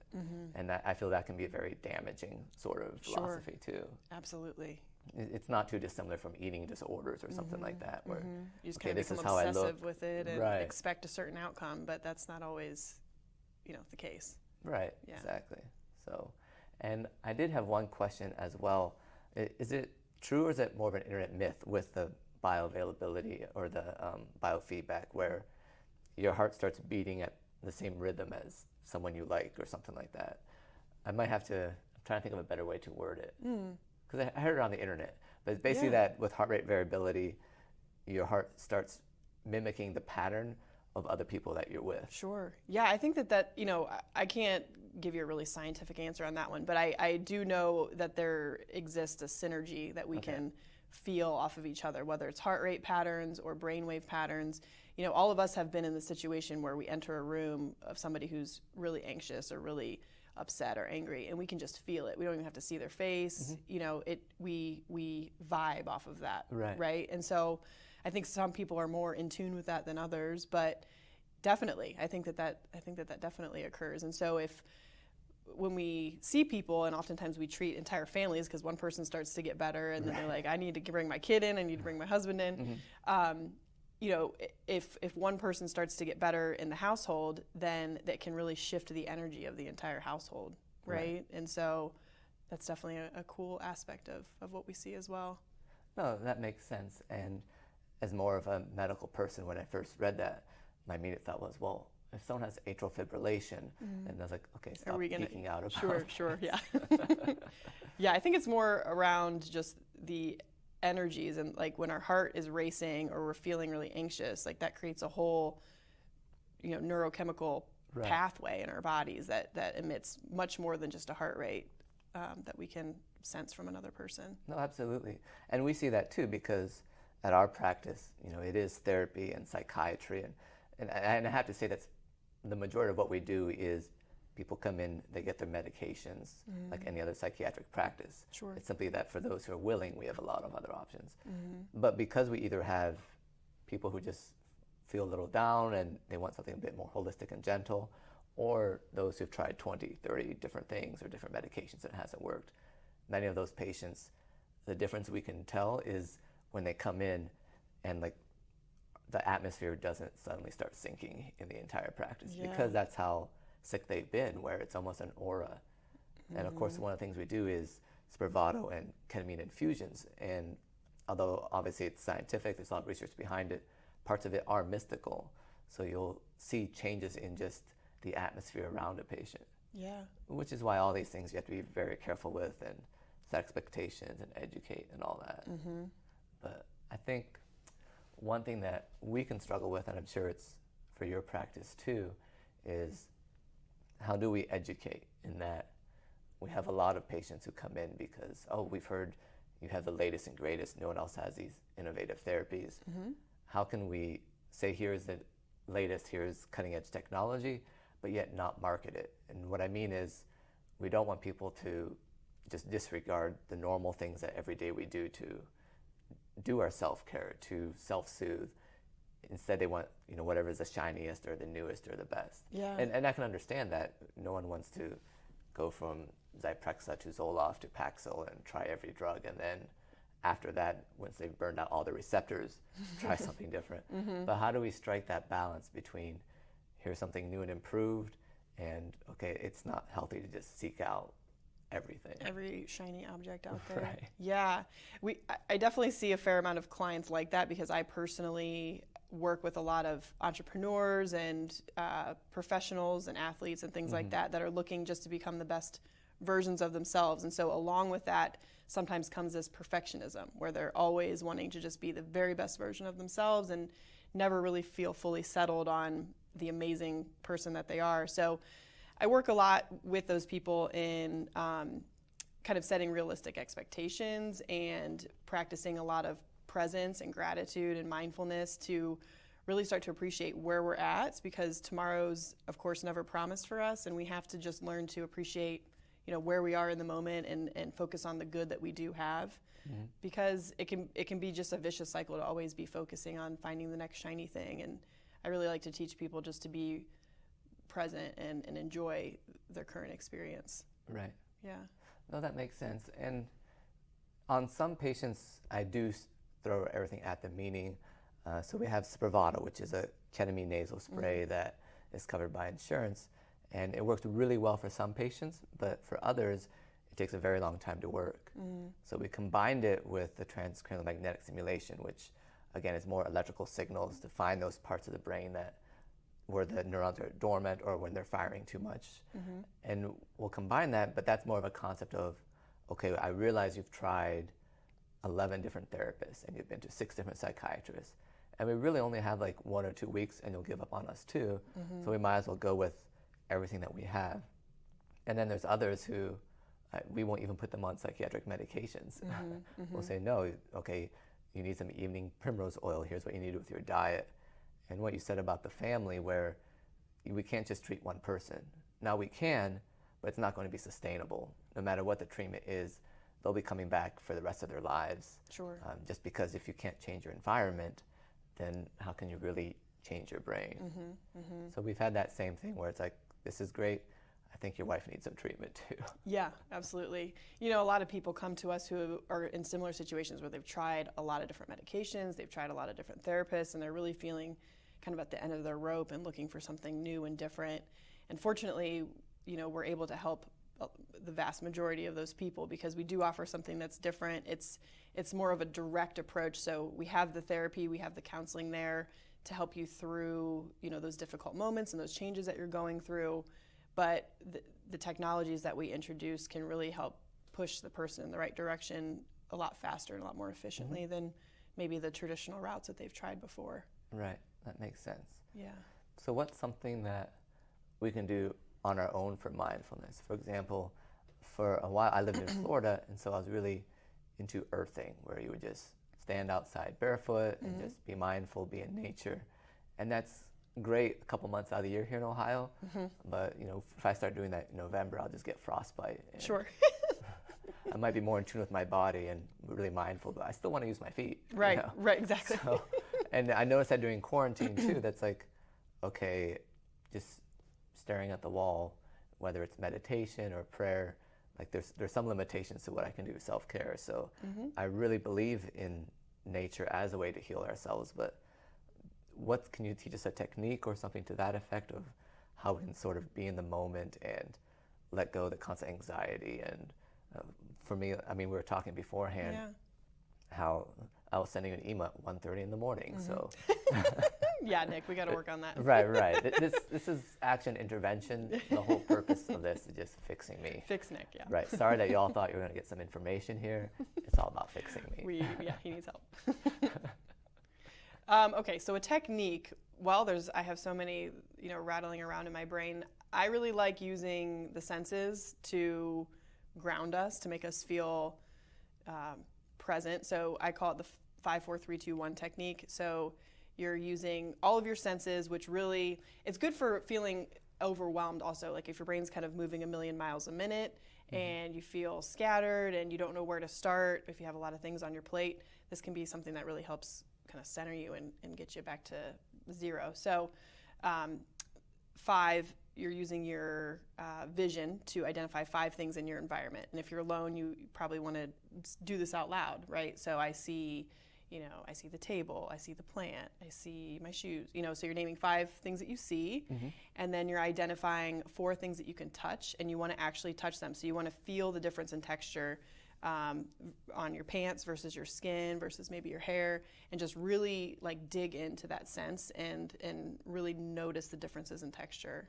And then 3 is 3 things that you can hear. And so if you're in a quiet environment like we are now, you really have to kind of settle in and focus on what you can hear. 2 things that you can smell, and then 1 thing that you can taste. So it's usually like the last thing that you ate or drank that you're noticing in your mouth. And so then you try and bring all of those senses together and intertwine sight and sound and touch and vision and smell and taste, and try and notice all of those things all at once. And that can really be pretty powerful in forcing your brain to be more present and in the moment. So that's one of my favorite grounding techniques and centering techniques that I teach to clients. Wow. Yeah, it's a good one. Yeah, absolutely. And again, the whole purpose of this is empowering people. So your practice is in Cuyahoga Falls, mine's in Fairlawn. Obviously, we're in Wadsworth right now. Yeah. And it's not as much that, oh, everyone, we're your last hope, you've got to come to our practice. It's just more that concept of, how can we be in touch with our senses and be in touch with ourselves to know when we need help. Because I've honestly told some patients, I don't think you need us. You're pretty good. Sure. Move along with your life and use some of these basic things that we've taught you, and you should be set. Call us if you need us, but there's no need to schedule another appointment. And I think that's very important because, not to get political and controversial, but a lot of our health system is based on, okay, we can bill for this, and oh good, we didn't fix them, so they can come back, and now we can bill for that. So it's structured for people not to get better, Right. for them to always be dependent on you. Sure. And I think, one of the things that we talked about in the past that I'm enthusiastic about in Northeast Ohio is there's more and more people like us, more and more people that are more holistic practitioners who are providing a long-term solution instead of a pill for an ill type of solution, right? So I think more and more people are learning that medication certainly serves a purpose, but it's not the be-all, end-all for a lot of people, and it's not a solution. It works as long as it's in your system, but then when it's not in your system anymore, you don't feel good anymore, right?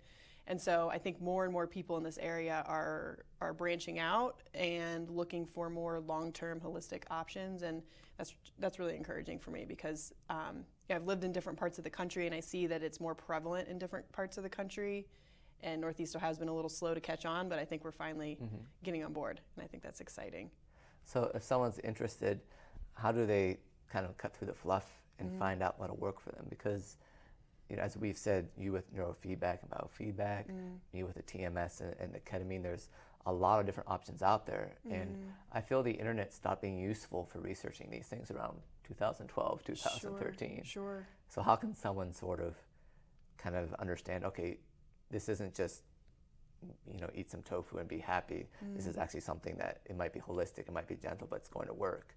Is there, and obviously patient testimonials are one thing, but every diet shake on the market has at least one person who lost 200 pounds on Sure, it. right. Yeah, no, I think that's a good question. I talk about this often too, is the importance of making sure that you're finding a practitioner that is licensed and certified and trained and all of that. Like, we are both licensed professionals, right?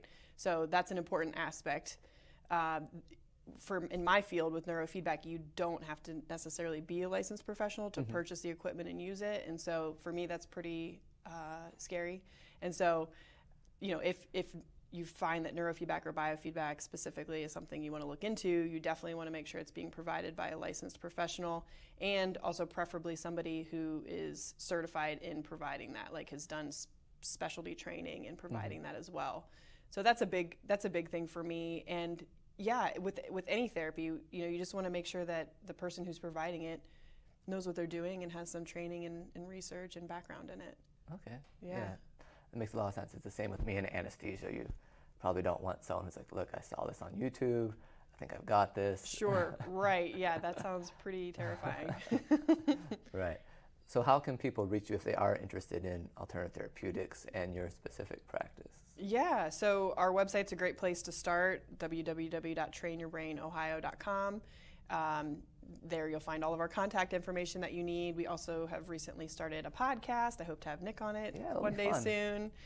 We have a blog. We're trying to do all the new age things that are important. So check out our website. It's a good place to get started.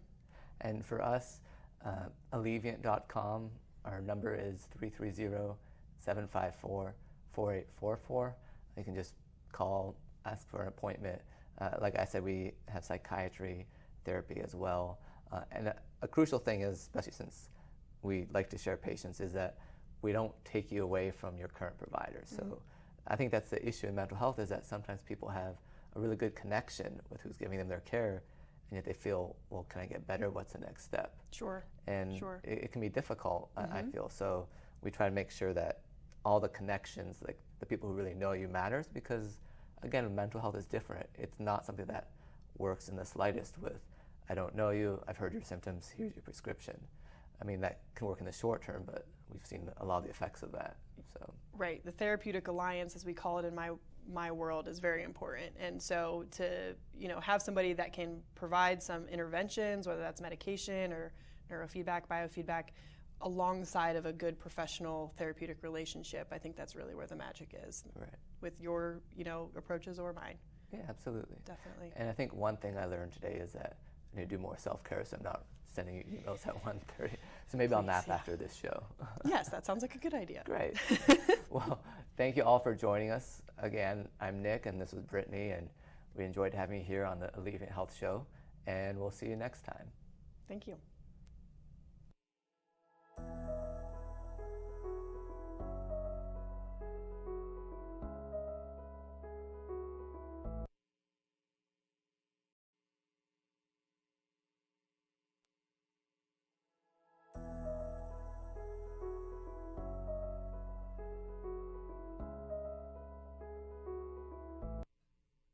Hello, I'm Nick Angelis. I'm one of the owners of Alleviant Health Centers of Akron, and welcome to the Alleviant Health Show. Today I'm with my friend Dr. Bob Griesse, and we're going to talk about migraines. He's a chiropractor. He was voted Akron's best chiropractor of 2019. I almost said best chiropractor in the U.S., but I think we can roll with that too. I'll take that title. That's pretty awesome. Yeah, absolutely. So the 2020 best chiropractor of the world, Bob Griesse. How's that? Does it work for you? I'll take that. It was stiff competition. But, it really was, right. And you're actually the first person that I ever met once I started in April of 2019 trying to collaborate with local practices. I met you as one of the very first people. I had no contacts in the area because I'd been gone living in Florida for 7 or 8 years. Yeah. And then I realized, this is the way I want to do my business. I need to find people who are like-minded, people who are experts in their fields so that we can all work together to help these patients. And now, a year and a half later, I'm really doing that, where every patient I see, the question is, am I absolutely the best fit? Can I help you more than anybody else can in town? Yeah. And if the answer is no, then it's, well, I know a chiropractor who can really help you right. out. How do we make a good team for the best outcomes for the patient, right? Absolutely. So I wanted to talk about migraines today. I feel it's one of those problems that conventional medicine doesn't have that many answers. So there's a few fields. Obviously, in anesthesia, I feel we have all sorts of answers. I know how to put a patient to sleep, how to wake them up safely. But there's other issues, neurology, dermatology, a lot of endocrinology, where there's Crohn's disease or various problems where you have to resort to biologics and kind of ruining the body's own immune system to get the patient healthier. And again, this isn't the fault of conventional medicine. It's just that there are still a lot of syndromes where we're nowhere where we need to be as far as treating them. Absolutely. And I think migraines are kind of at the top of the list. Yeah, absolutely. Absolutely. As a migraine sufferer myself, I was excited when you wanted to talk about this. It's something that I've dealt with for years and worked with patients on. And one of the things when we were discussing this ahead of time that I thought was really a valuable thought is that in some ways, for migraine sufferers, the treatment is diagnostic in and of itself, right? Mm-hmm. Because there's so many different forms of migraine, so many different triggers or causes that can be a part of this cluster that causes these type of symptoms. So. Yeah, absolutely. In fact, one of our mutual patients was telling me the other day, yeah, I was over there at Dr. Bob's and he was having an ocular migraine. I could tell. Yeah. Yeah. So it can be tough. And that diagnostic piece is interesting. This might be a little nerdy, but obviously at Alleviant we have a medical director. Yeah. And the medical model is one of diagnostic. You find out what the problem is, what label are we going to put on it. And me as a nurse anesthetist, and really even pharmacist, it's more of like, what's the treatment? What's the care that we can provide that relieves the symptoms and gets down to the root cause? But I completely agree that if we're doing anything diagnostic, it should be treatment related too, meaning this is helping you, meaning that this is probably the source of your migraine. Or of course, this is not helping you, so therefore, here's who you need to go to, or here's what the next step is. Right, yeah. Always having the ability to pivot based on how it's affecting the patient that you're working with. Right. For sure.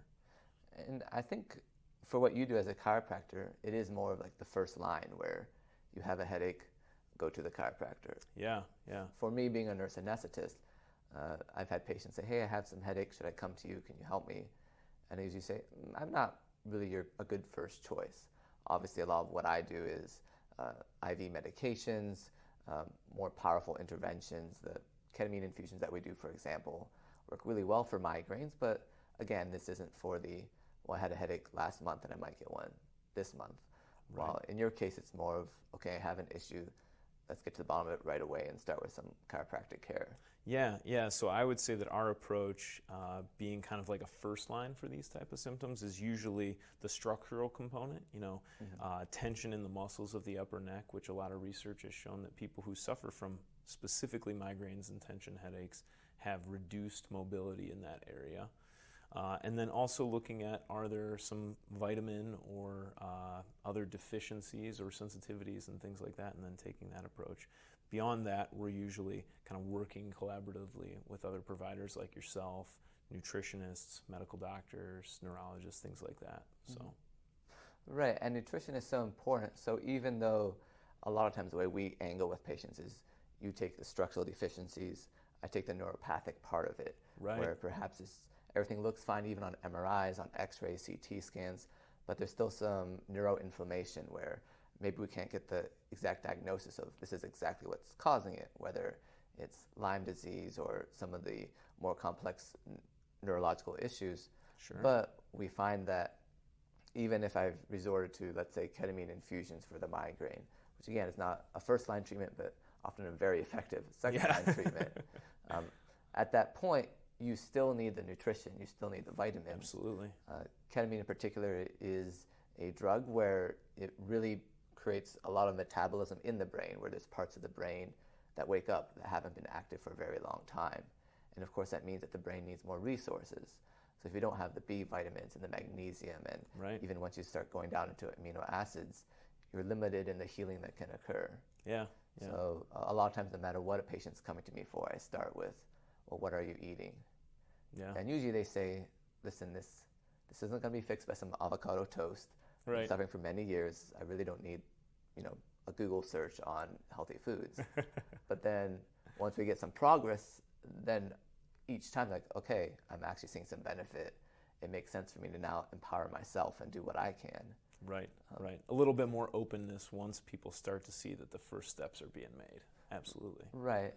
And I think some of that is once patients trust the fact that both of us have that mindset of, you don't need to come here forever. How about we get you started on your healing journey, and then you take the reins and you do what you need to do, and we'll be here if you need us, but this is on you.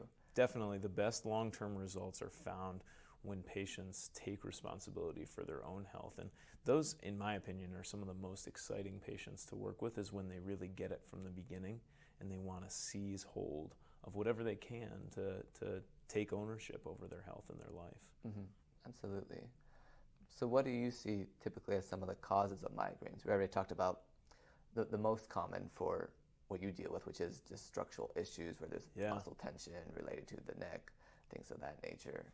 Yeah, so that would be obviously the first one that we would start with is assessing the structure of the neck as well as the upper back. And that might surprise some people that I would say the upper back, but it's actually a commonly understood syndrome in musculoskeletal medicine, something called upper cross syndrome.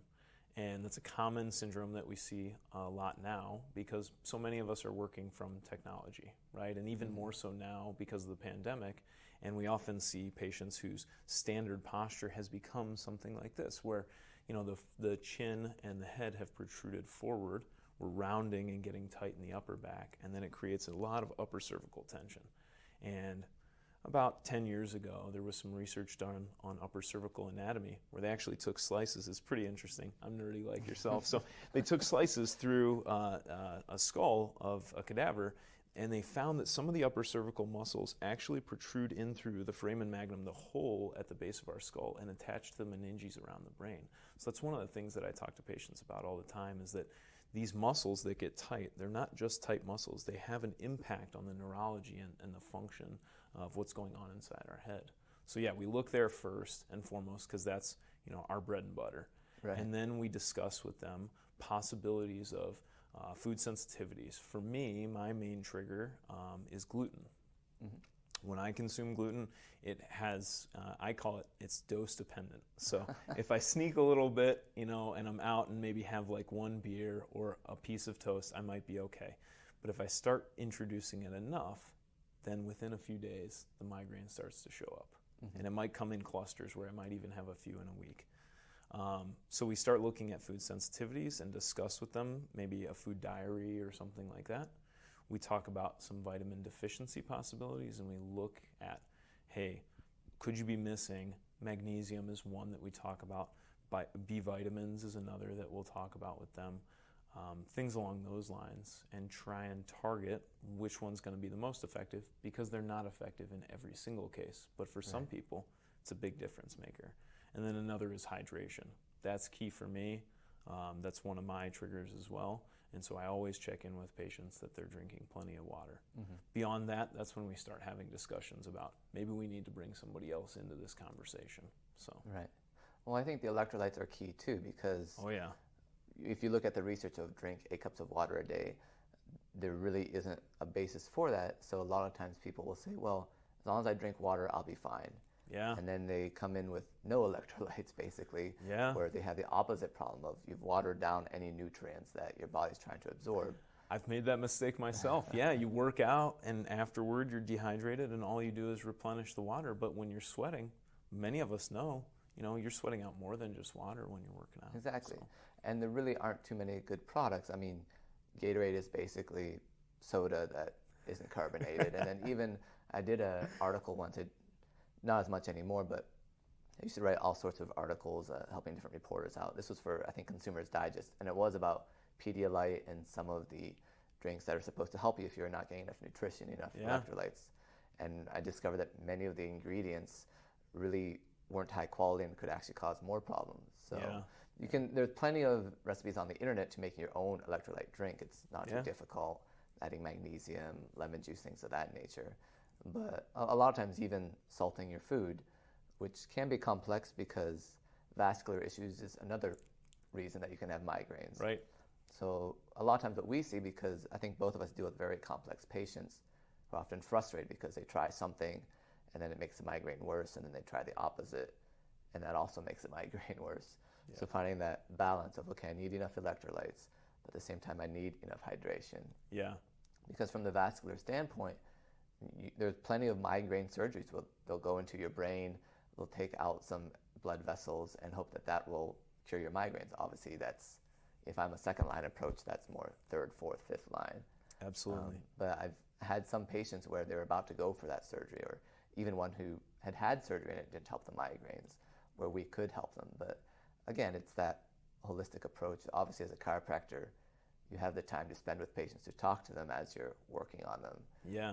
Because I don't feel migraines are one of those issues that you can solve it in okay, here's the 5-minute appointment, we're billing your insurance. That's the truth. This is great, come back next month, we'll bill your insurance again, and here we go. This is something where it takes a holistic model. In part, what you were saying about gluten being your trigger, and I'm a terrible person in that I'll go to a restaurant and I'll ask for their gluten-free menu. And then at the end of the meal, I'll say, well, no one else is going to eat these dinner rolls? Well, can't let them go to waste. That's ludicrous. So that's the type of person that I am. It speaks a lot about who I am as a person. But it's true that a lot of times we have a weakest link. In your case, it's migraines. Yeah. And so if we look at it in the way of, okay, my problem is definitely the migraine. I have to look at my brain. It's my brain that's causing this issue. Let me go to all the neurologists in town. Let me just focus on getting brain MRIs or whatever I can do. Well, think of it more as it's the weakest link, meaning that's just what your body resorts to when you've been eating wrong or when you have too much stress. Some people it's their sinuses. Some people it's chronic pain. I think all of us, or most of us at least, have that one system that just doesn't function as well when we do things that aren't completely healthy. Right, right. And that weakness can be genetic or from previous injuries or various different factors. I mean, I like what you said about it being both complex as well as paradoxical sometimes, because migraines are one of those cases, at least for us, where what's good for the goose isn't always good for the gander, right? Right. So something that one person might respond really well to. For some of my patients, magnesium helps, and for others, it doesn't, or, for some, they respond really well to manipulations, and for others, they don't, right? I also liked what you said about it just being tied back to weak links. I have a friend who uses an analogy of like a glass being half full of water, right? Mm-hmm. And so you come into the world with genetic predispositions, you come into the world with things that were out of your control, your health as a kid and things like that. And that's the bottom half that's already got water in it. And the things that we do, the nutritional deficiencies or eating the extra bread at the end of the meal or things like that, those are the things that fill it up, right? And when it overflows, that's when patients end up in our offices, right? Right, so. Absolutely. I deal with a lot of patients with histamine issues or mast cell activation syndrome. And there, the concept of the bucket overflowing is huge, where they'll take binders, charcoal. There's a lot of similar, some people really believe in chlorella, glycine, those type of supplements. And supplements often do have a role in migraines. For example, feverfew, I think, is it Butterbur that helps some patients? I know that one's a bit more controversial. I think so, yeah. That's not one that we use very often. So. Right. But I think, too, that you need a holistic approach with migraines. And by holistic, I don't necessarily mean just take supplements, because there's a lot of supplements that are so concentrated that for all intents and purposes, you're taking a medication. So if you're trying to avoid ibuprofen, but you're taking so much white willow bark and boswellia and turmeric and things of that nature, it should really depend on, does this work? Not does this align with my personal health philosophy, but is this working? Right. So if you need an antihypertensive to help with your migraine, or even an antidepressant, obviously Alleviant, most of what we do is mental health. Yeah. And there's plenty of research that even cognitive behavioral therapy, amitriptyline, a lot of different antidepressants can help with migraines. Yeah. So, and I realize the medical system is more one of symptom management as opposed to getting to the root cause. But at the same time, we also don't choose to suffer just because the treatment that will work isn't aligned with whatever we think should work. That's right. That's right. It takes a team, like what you're saying. Not necessarily when we say holistic, meaning comes from nature, organic, granola-y, that type of thing. Expensive. But holistic, expensive. That's right. But holistic in the sense of attacking the whole problem, every single piece of it, and sometimes that involves more than one modality. It might include one supplement, one medication, and a specific type of treatment for the body or for the mind. So. Right. Yeah, so I think the best way forward for patients is to do something that will work, whether it's chiropractic, whether it's some of our interventions. Sometimes we'll even do pain creams or infusions that don't involve ketamine that give us a better clue of, okay, here's what's really going on, here's what will help you. Obviously, if, let's say, the magnesium helps in an IV dose, okay, so there is something here. Perhaps we just need to look at a higher dose orally, or a different type of magnesium, one that's absorbed differently or does something different for the body.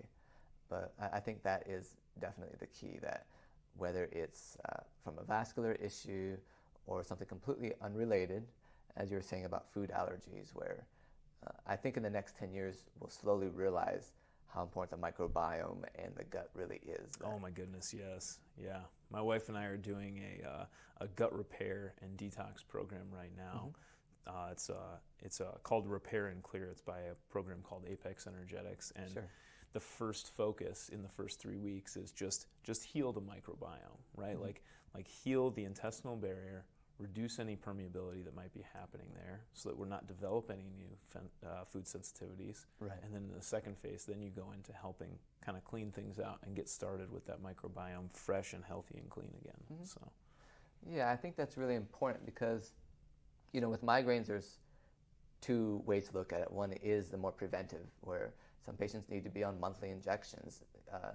They have to take Amovig or one of those medications that changes how calcitonin works in their bodies, and that's simply it. Even though they don't know when a migraine will hit, they need to take something every day. Yeah, a prophylactic. Yeah, right, but it makes more sense if the prophylactic work, I shouldn't say more sense, but it's easier on the system and on the wallet if that prophylactic part can be a more natural approach of let me heal the gut, that perhaps this isn't directly related to the migraines, but because it will always help me, it's not like a medication that may have side effects.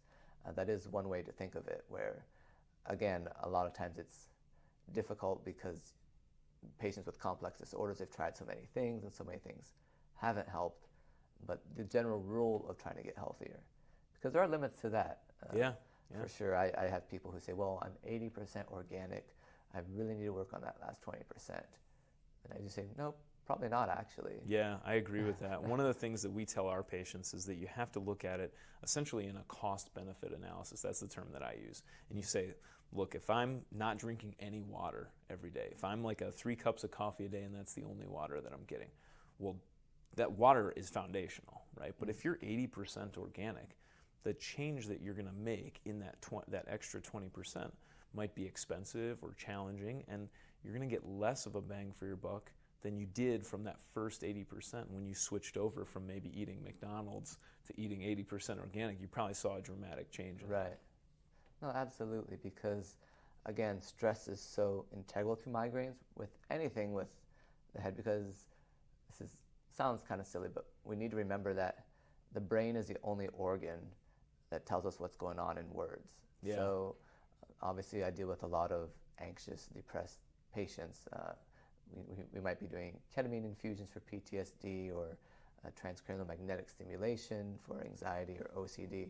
And I remind them that I know you're working really hard and trying to think your way out of this, but we don't do that with the ankle. When we sprain an ankle, we don't really concentrate on repairing that Achilles tendon and those fibers and the tendons.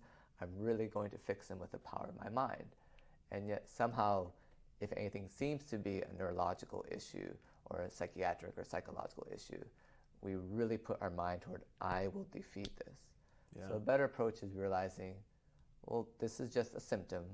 I'm not sure yet what the root cause is, but it's manifesting that I have increased anxiety, or it's manifesting that after I hang out with my caustic family or this friend who's not good for me, that I tend to get more of these migraines. So by realizing that, we can take that more holistic view of, okay, let me work on the mental health side of this. Not that I'm going to will my body back into shape, but that this is a part, that I can't ignore this part while I'm also going to experts or whatnot. Because again, the more that we can control, the more that's up to us. In part, the better we feel when we do get some relief, that, okay, this is probably through my effort, that yes, I had to go to the chiropractor, or I had to go to Alleviant, but in the end, it was up to me, and it's a patient who will sustain that change. Right. We talk about like creating an environment for healing to take place, right? And that involves the biopsychosocial model. It involves so many different pieces that patients need to take into consideration. And a part of that is a learning process of sometimes with a complex issue like migraines, when people suffer from these things for years, it's an element of them learning about what's going on in their world that's at the root of this problem. Absolutely. Right, and some of it is trust too, knowing that if they do suddenly have a migraine, they can come in and get it treated quickly. Yeah. I think that trust issue is something where once patients realize that you're there for them, that it's not we're not open right now, why don't you go to the ER, then that allows them to do their part, knowing that it's not a slip up, it's the nature of these type of disorders where sometimes they just need a treatment and they need it quickly. Yep. So obviously with more debilitating migraines, it does help to really take a headache diary and find out, okay, this is what triggers it, this is, I might expect one the next few days because I did this, and kind of prepare in that way. But I certainly have patients who some of their PTSD symptoms are because they had some sort of debilitating pain syndrome, whether it's trigeminal nerve neuralgia or even a fibromyalgia or migraines that were just debilitating. And so learning that trust with your body, finding out that, okay, my body won't betray me, but if it starts doing this, then here's where I can go to get help right away. That's right. Yeah, I think there's a real problem in that, and not that that's an expertise or a specialty in our practice by any means, but when we start to view our body almost as our enemy, that's when we start to have the real problems. It's like, let's work with our body and kind of work alongside and bring a team in to get this moving in the right direction.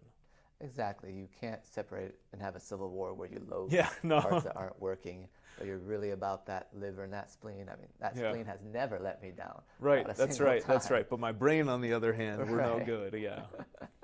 Exactly. Well, we should probably end this before we get too silly. So anyways, I'm Nick Angelis from Alleviant Health Centers.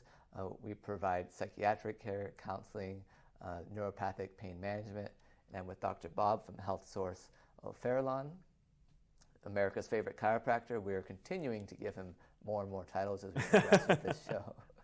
But thank you all for joining us today. Have a great one.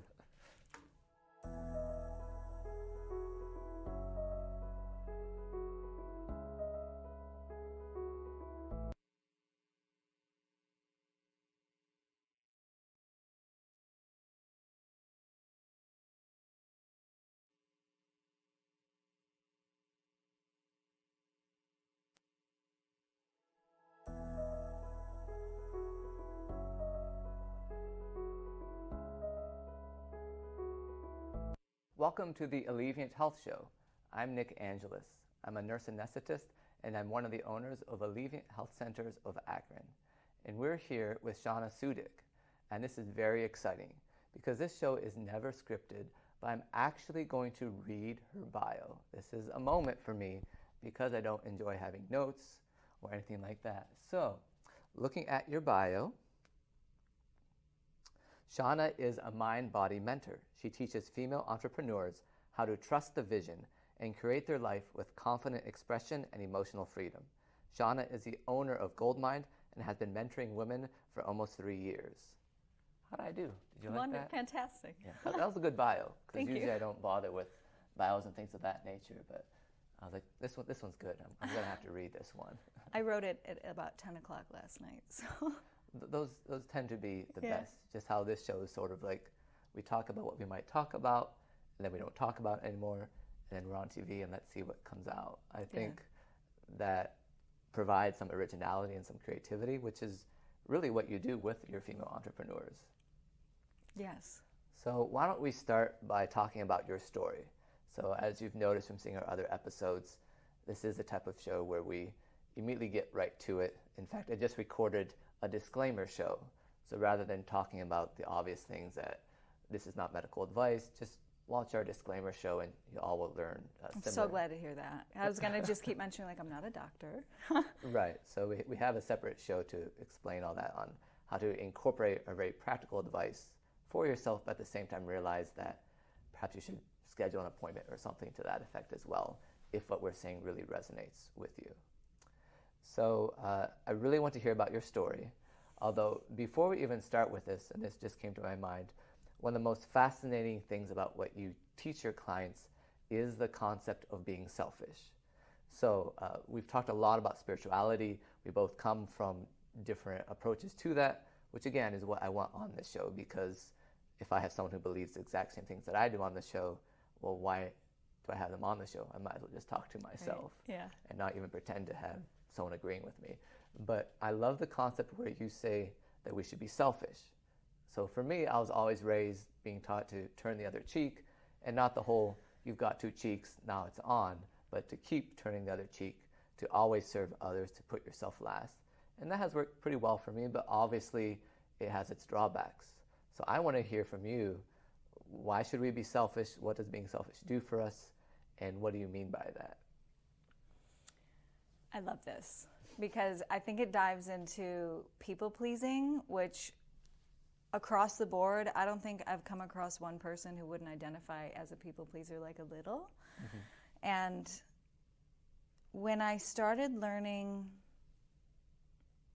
where can I start? When I started diving into my worldview and shifting my worldview, I realized that by me putting myself last, right, not being selfish, not setting boundaries, not being self-expressed, not doing all of the things that we want to do and that we push down in our personality, I was actually giving other people permission to put themselves last, because I learned about energy and I learned about how that works and I learned about universal principles. And I realized and actually saw through reading feedback of my history that when I was people-pleasing the most, the people around me were doing the same thing, and it was terror. It was toxic. It was not a good time. And then I can sort of see how I've seen in my experience how being selfish from the heart, being selfish for heart-centered reasons, not to manipulate or to hurt, is actually selfless. Because if I do that, then I give you the permission to be like, hey, I actually don't want to be here today. Hey, I actually want to, I mean, you could pair it to any vision. I actually want to start this business. I actually don't want to be in this relationship. I actually want to tell you that it bothers me when you do this every day. And it allows us to, I think, just fundamentally give other people permission to be themselves, which is what we all want in the first place, don't you think? Right. No, that makes sense. Because I'm a very driven person, and as you're talking, I remember the time that I went to work with pneumonia and 103-degree fever because they needed me. That didn't really work out that well. You know, as a nurse anesthetist, it does require a certain amount of mental acumen to do my job proficiently, and I realized, oh, this isn't something I can do when my brain is at 103 degrees. It doesn't work that way. And that was that same thing where I didn't want to be selfish. But perhaps we can even look at it this way, that it is selfish sometimes to be selfless, meaning that because it's too much effort to tell someone, listen, I don't like the way you're treating me, or this isn't my authentic self, or this isn't what I want to be a part of, because that is awkward, and that does take some work. That may not be too much different than someone who's selfish because they want their own way and they don't want to be bothered with someone else. So similar to the person who continually gives to others and refuses to receive, that itself can be its own form of selfishness, where you insist that I have no needs. I was talking to a friend about this yesterday, that with my personality, I'm the type of person who, and as you can tell, this show is getting a little bit more personal than most, but this is how we planned it. So with my own needs, if I have a need, I usually, instead of saying, well, let me find a way to reach that need, I'll simply say, let me find a way to delete this need. So, and even at a very basic level of like having the same roof over my head for more than 2 days in a row. So I'll simply say, I don't need this. I'll find a way to survive without it. And survival is fine. And I know this is a big part of your story, but at the same time, survival means that we can't take distance from our life and see what's really going on. For our clinic, for example, since we deal primarily with mental health issues, I tell our patients, well, right now, it's sort of like you're trying to do calculus and you're also running away from a bear. So if we can remove the bear from your life, if we can give you some space, then you can do the hard things in your life. You can evaluate what's going on. But until then, you can come to therapy every week and discuss your problems with a counselor and have all these plans. They can visit you at Goldmine. They can listen to your podcast. They can say, that Shawna, she is really spitting wisdom today. But until you get rid of that bear, it's nothing sustainable. You will always need us. You'll always come back to us. You will not be able to stand on your 2 feet without us at any point. And obviously the way that our medical systems work, the way that business works, that's kind of a good business model where someone always needs you. But it doesn't result, right, but it doesn't result in anything that's lasting, anything that you can say, I'm going to wake up in the morning and do what? Use people, have them depend on you. And so to be sustainable as an entrepreneur, that's what you have to do. You have to help people and then release them to go out and then teach other people. So you reminded me of something, if I could tap on the selfishness one more time before we move on. Sure. Something that blew my mind, and I love to share this with people who haven't heard it, is let's think about when we people please. I like to look back at our history because I believe that gives permission to our future, and I like to get the feedback and read the internal and external feedback. And if we think about people pleasing, it sounds really pretty, and it sounds like we're out for other people's best interests, but if like you really dig down to it, if I am people pleasing, I'm lying about how I feel, I'm lying about what I think, I'm lying about what I want to do, and what that means to me is that I am manipulating everybody around me, even though it's coming from my heart. And so when I look back at feedback of my past, I saw when I was people pleasing the most, meaning lying to everybody around me and manipulating them for whatever reason, I was feeling like I was being manipulated the most in my relationships. And so I would invite anybody to think about, the more that you lie to yourself, the more that your outside feedback is showing you that you're not actually treating yourself well, because other people will just take advantage. Right. So I would encourage our listeners to allow people to reject the authentic you, which sounds terrifying, and it is. But when you are in relationships, when you are struggling, when you realize you're people pleasing, think, well, rather than them rejecting this facade or accepting this presentation of who I am, whether that be through social media or the way I present myself or the way I say, oh, I'm fine, this doesn't bother me. Allow them to reject or accept the authentic self, who you truly are at your core. And that way you'll quickly see, is this someone that I can have authentic relationship with, that I want them in my life? Or is this someone who prefers this idea of me as opposed to myself, with my strengths, with my weaknesses, with my flaws? So, and that takes a tremendous amount of self-awareness. And I think some of that goes back to learning about our history. For me, I have a document where I write down 2 memories from every year. And I just turned 38. So I looked at it again and updated myself. Like just did? Like, did you just a couple have a days birthday? ago. Happy birthday. Thank you so much. Yeah. I don't see a cake. I think you didn't bring me a cake today, I did Shawna. not. I It's did very not. I'll leave disappointing. if you want me to. Although it was the first, so it's been 17 days, but I'm writing it for the entire month.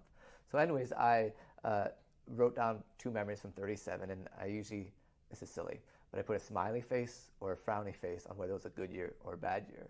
And looking at, I have a really good memory, so I started at age 2, literally about being potty trained and how I felt about that whole situation.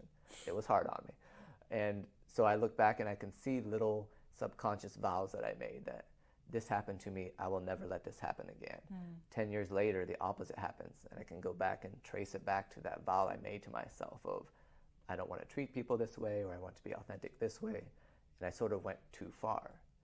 So this isn't about balance. Sometimes you just have to be passionate about something, be yourself, and that's all it is. But at looking at our histories, we really get a chance to see, why am I the way I am? And am I okay with that? How can I be more authentic in my truest self? And again, since I have slightly different feelings about selfishness and selflessness, at the same time, how can I get what I need without taking away from others what they need? That concept of, a lot of times when a freedom is given to someone, it means it was taken away from someone else. So how can I find that balance to live my authentic self, but not be one of those people who are like, oh, that's just the way I am, which really means just deal with me and I don't want to accommodate you in any way. Defensive. Right. Defensive, yeah. That integration of opposites is so selfishly selfless, or, call it whatever you want to, masculine, feminine. That seems to be the way to thrive, because being selfish, well, knowing, like, is this coming from my heart? Am I coming from love? Am I trying to protect myself by telling you to go F off? Or is this actually what I want? And that takes self-awareness and learning and diving into our own soul. Mm-hmm. Yeah, absolutely. And that kind of brings us to your history, because you are someone who's suffered from an invisible illness, and that is a passion of mine, because a lot of what we do at Alleviant is helping people where everything looks fine on the outside, but there are some deep issues where it might not appear as a literal wound, but at the same time it's something that their body and their mind and their spirit needs to fundamentally change for them to thrive as an individual. So can you tell us a little bit about that process for you? The process of disease to thriving? Correct, like your story, because I know with you, it's all integrated, where the spirituality and the physical ailments and a lot of you not being authentic to yourself kind of all came to a head, which is, of course, why you are where you are today and helping others. I would love to share and preface by saying that I have never arrived. I don't think any of us have ever arrived. I still find myself doubting, and I've just come a farther way than the people that I teach. So my story my long story short is in 2015, I was diagnosed with Crohn's disease. After being hospitalized and on home quarantine for 3 months, I had a mini surgery, and I had to have a PICC line, which goes straight into your heart. Oop. And I had to have an at-home IV for 24 hours a day of straight antibiotics, which I now know is just terrible for the gut. And then I had the Crohn's disease diagnosis. I had a small bowel resection. And then I thought it was over with, and I thought I would feel fine, and I didn't take the medicine prescribed to me because I had to take it too many times a day. And then that almost killed me. They didn't understand why I was living. I had to get 2 blood bags, blood transfusion. The doctor did not understand how I was smiling and talking. And then the surgery happened. 9 months later, I believe it was 9 months later, I started to decline again. And 2 months after that, I started to decline really quickly. Eventually, my body was rejecting food. I had to force feed. It was rejecting liquid. Adam had to not force drink me, but just get on me all day. We measured it out just to do that. He started sending me to his naturopathic doctor, so I was working with her, and I was in a detox, and everything just fell. I found myself on the couch, no muscle. I couldn't walk. I couldn't stand up in the shower. I couldn't sleep all night because I was in pain all the time. I just lost my physical body, and of all means. And eventually there was a breaking point that paired all of these things on top of each other, like the naturopathic doctor, Adam actually, I was kind of ignoring. I lost half my hair. I was kind of ignoring how bad it got. Adam actually went behind my back and told the doctors, and they brought me to the hospital.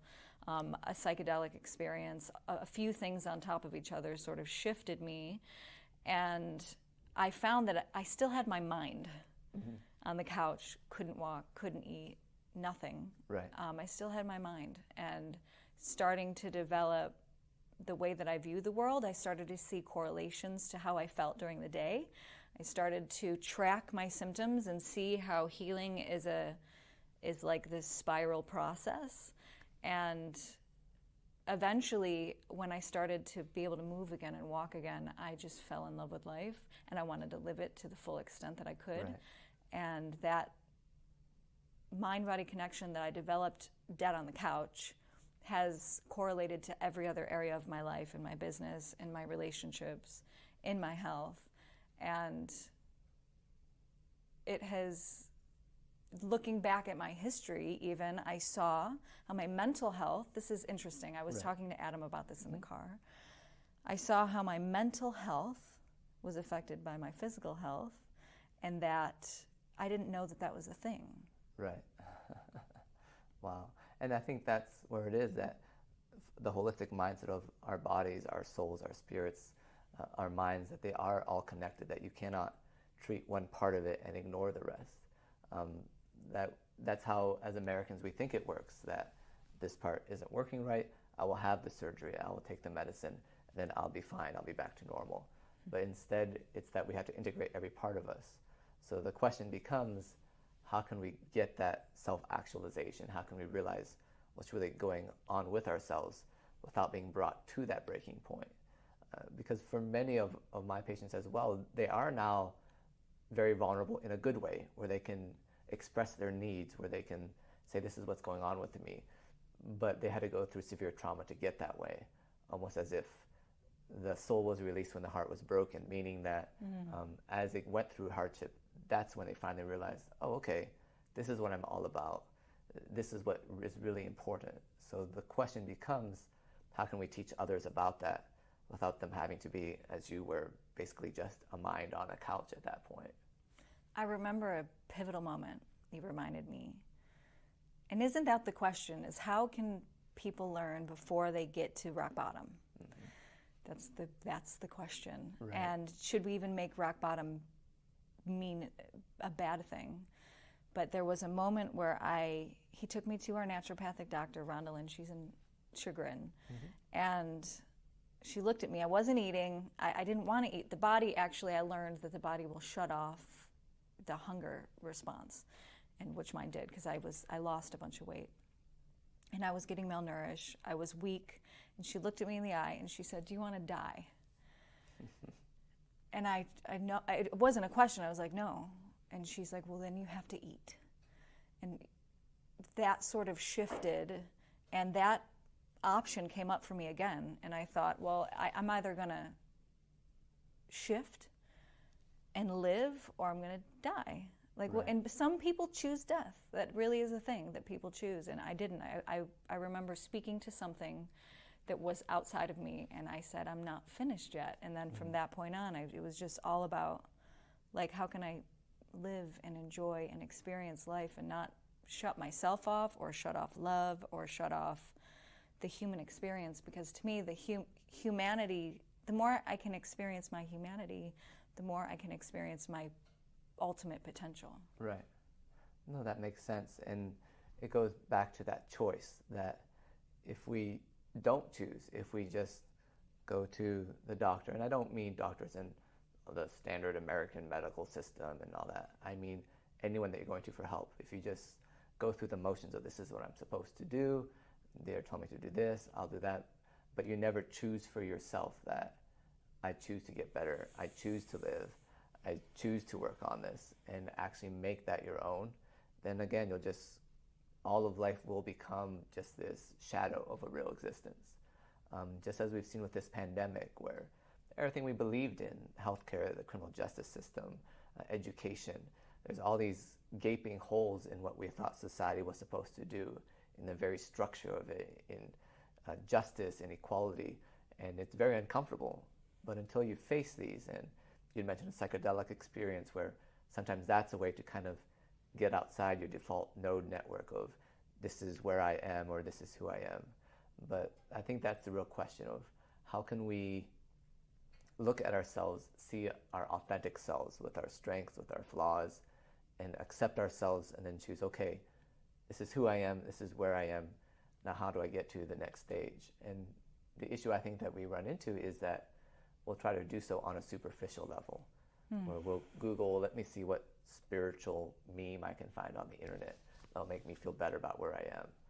But Which most of them make you feel worse. right, because you can sense that shallowness, that this is still not getting to the root cause of, what are my issues, what does my soul need? And so it's not, again, like I said, it's not really about balance of just having this precarious, okay, here's my work life, here's my friends, here's my relationships, but rather it's that, how can I take a deep look into what are my needs, like what is it that drives me? So very fascinating for sure. As you're speaking, I'm reminded that a lot of us, I really do my best to not speak in absolutes. A lot of us, if we think to like being a child, when all the programming is happening, when we're sick, we get more love. And so it just becomes a habit to like complain or look at the dark side or see what's wrong, because my mom used to always say the squeaky wheel gets the oil. That when it comes to adversity, we're going to experience it. I had this realization. I have Shawna version A right here, Shawna version B right here. Version B, Shawna is creating the life that she wants to. Version A, Shawna, is not. They're both going to go through all of the emotions. They're both going to have challenges. One's not easier than the other. It's when we can but we think that when we start to create our life, it's just going to be rainbows and butterflies. Right? And so I like to have this image to me about support in the resistance and in the challenges of, if you imagine a man swimming.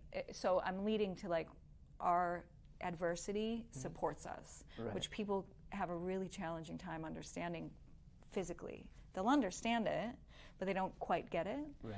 And there's an image that came to me. I was watching some nature show, and there was this guy swimming in water.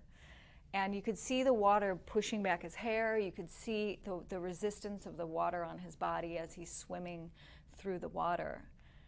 And it hit me that resistance that he's feeling in the water also means at the exact same time that he's supported by the water and he's using it to propel him forward. And so the resistance, if you're feeling resistance, you are feeling support we know how to find it. Right. No, that's true. A lot of times when I've gone through hard times, I've thankfully had the understanding that this is really tough. I do not like this. At the same time, I realize I'm learning things from it. I may be learning I shouldn't do it this way next time. But at the same time, I'm also learning skills because, especially as entrepreneurs, we realize that unless it's tough, unless you're stretched to the very extent of your abilities and then perhaps beyond, you really don't learn the skills that you need to succeed. So, and I think that's the challenging part, is that adversity isn't bad. It's inevitable. It's how we respond to it. I think that's why entrepreneurship is great. It Right. really is it's done within the right community and with the right intentions. It really is a soul building practice. Absolutely. Well, we're out of time for today, but how can people reach you on your gold mine with your podcast, all that? What's the best way to contact you if they have any more questions about what we've talked about today? Yes, thank you. I am on Facebook and Instagram as Shawna Kathleen. And my website, you can actually reach me there. It's shawnakathleen.com. And the email is just hello@shawnakathleen.com. Perfect. And for us, for pain needs, mental health, psychiatry, all of that, it's just alleviant.com. You can also call the office. It's 330-754-4844. And we're so thankful that you could join us today and that together we can all overcome adversity.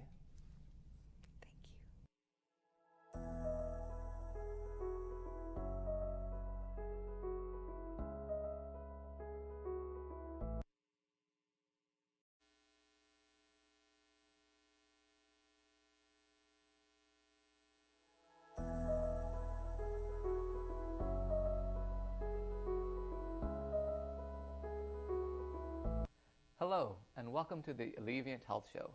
I'm Nick Angelis. I'm one of the owners of Alleviant Health Centers of Akron, and I'm a nurse anesthetist.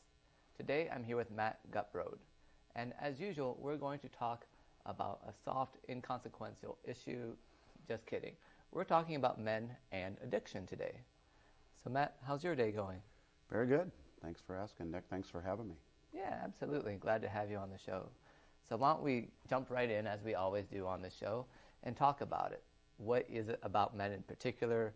Why do we get addicted, and why is it so hard for us to actually reach out for help and think maybe it's time to have somebody else help me with this? Yeah.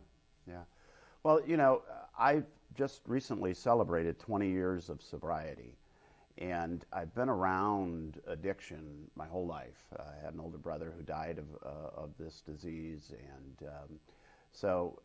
you know, there are many issues that compile, that gather into this disease, and we have a society that really celebrates addiction, celebrates using alcohol in a celebratory manner, and so it's easy to get caught up in the idea that I've earned the right to drink, I can drink as much as I want, and so we have a society that really likes to promote excessive drinking. Years ago, I was in a sales situation with one of the managers of Anheuser-Busch, and I said, "Who's your typical customer?" And he said, "You can never quote me on this, but it's a guy who likes to drink between 12 and 24 beers a day." Mm-hmm. And I just went, "What?" So yeah, we're really from a society that promotes excessive alcoholism. When you add in a few other things, like some of the core messaging that men get throughout their lives, it usually starts with fathers and uncles and you know, older males, you know, about how, you know, you got to be a man, you got to drink a lot, you got to be tough, you got to be all these things. So when you do end up having a problem with alcohol, the idea that you want to get help is pretty foreign for men. You know, it's we use a word in AA called surrender, and if you could pick out one word that men would never admit to, I think it might be surrender. Absolutely. Well, as you said, it is something that we learn from our fathers, our uncles. It's almost a rite of passage in American culture. And the problem is it's a rite of passage that starts you on this journey to manhood, and it's quite the downhill slope. In other cultures, for example, as you know, we do ketamine infusions at our clinic at Alleviant. And in many cultures, especially in South America and across the world, traditionally the rite of passage was this mushroom or this herb, and you have this spiritual awakening, so to speak, and that prepares you for manhood. And there are a lot of similarities, not only the psychological and spiritual components of what these substances do, but for mental health in general. But of course, here in America, it's more of, no, it's the alcohol. Like once you have this awakening, this experience, then you really become a man. Yeah. And of course, we can only pattern what we've been shown. So if all of the models that a young man sees as he's growing up is, okay, this is what my dad does, this is what my uncles have done, regardless of the consequences, regardless of what has happened to their grandfather or their father or their community. Yeah. That's all they know. That this to them is as much as being a man as football or any of those other things that we just ascribe upon ourselves as part of masculinity. Yeah, yeah. Yeah, when I was growing up, smoking cigarettes was, a manly thing to do. And then, there used to be the Marlboro Man, sitting on a horse, and he was a manly man, Of course, guys like John Wayne and stuff started dying of respiratory cancer, and things started to change. But, there are these core messages that we as men adapt to and take on, those mantles of, don't let them see you cry, it's just a little blood, my uncle was a high school football coach, and, all of his sayings to all of these men around him were, just got to be tough, you just got to, don't worry about it, don't let them see you sweat. And so, men who, go through that rite of passage, as you called it, Nick, and find themselves, drinking more and more instead of having a party and then going on with life, a lot of times that's a gene pool, There are addictive attributes in their genealogy that, have been passed on from generation to generation. And so they, start to cope with life by using drugs and alcohol. No, that makes sense. I have a patient, just yesterday we were looking at some of her genetic results. I believe it was from 23andMe, actually, not one of the gene sites or the other services that we provide at Alleviant.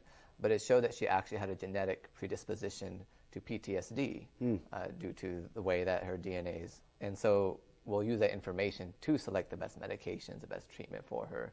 And it's interesting, too, because when you start bringing the role of genetics into it, then we have that very difficult question of, okay, so what have you been born with? What is your tendency? What is a disease process? And what is your personal responsibility? Obviously, since, as a nurse anesthetist, it's not quite me dealing with the borderline personality patients quite as much as our therapists and psychiatrists. But that's always an issue where that in particular is one where, by its very name of borderline personality, the border of what's personality and what's a disease process is very hard to figure out. So what do you tell those who are struggling with wanting more and more alcohol as far as, okay, this is your part in this and this is just a disease? How do you kind of delineate that? Right. Well, the concept is that they can process much more alcohol. I could process much more alcohol than the people around me. I seldom got to the point where I passed out. It was mostly I wanted more even when I had had more than enough. And other guys were passing out or throwing up or, going home or, doing these odd behaviors, that I found odd at least. And so I, at a pretty early age, because I had an older brother who was going through it, I saw the model of what it looked like to be able to handle a lot of liquor. And that starts out as pride, I mean, for men, it's like, I can handle my liquor, Despite the fact that it's an inefficiency, that you're spending more money because your body... Well, but like most alcoholics, you adapt and find parties where the alcohol doesn't cost anything. And I mean, the crazy part about addiction is it's so focused on getting what you need. It becomes so, selfish. But to take one step back to talk about that teenage mindset, I mean, if I can get relief from not feeling like I fit in, or not being able to talk to girls, or a lot of things that go on in that adolescent brain. Right. If I can get relief from that with alcohol, in my still yet unformed brain, right? What is my association with alcohol now? Right. It's my friend, it's my, it loosens me up. I can dance, I can do all these things that I couldn't do without it. So then it really becomes a reliance, it really it became my mechanism for dealing with stress, for dealing with social issues, for dealing with, anything that made me uncomfortable. And unfortunately, for many men, they stop maturing at that point. Now they're going to face adult life, adult decisions, children, marriage, bills, as a 15-year-old or a 14-year-old or a 16-year-old. And therein lies the great frustration for many men. They're expected to do adult things, but they're using that brain that is stilted in adolescence. No, that makes sense. The brain stops when there's trauma. So we see that with opioid addiction, even in anesthesia. We usually try to wait 8 hours after someone has had anything to eat before we'll do surgery. But if there's trauma, you get in a car accident at 2 and you ate at 12, well, even if you do the surgery 6-8 hours later, you still have to realize, no, they still have a full stomach, because there were 2 hours where the body was working normally, where it was digesting food. And then when this accident happened, when this trauma happened, and in this case I'm saying physical trauma, but the same for emotional and psychological trauma, everything stops.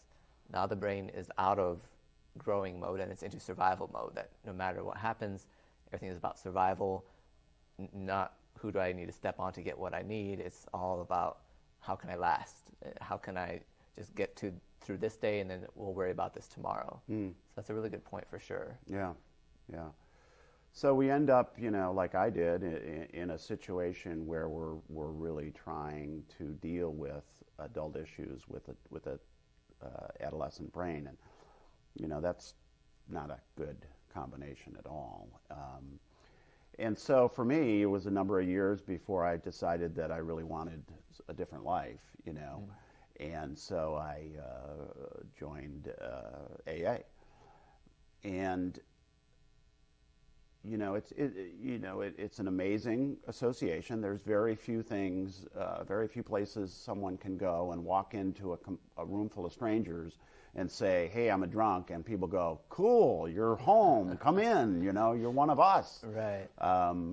And so for me, that was a good decision, but it wasn't an easy decision. Sure. And again, going back to the male messages, of strength and courage and all this toughness and stuff. You really have to stop following your own instincts, because they're all wrong. One of the sayings in AA is your best thinking got you drunk. And I mean, that's a truism. Right.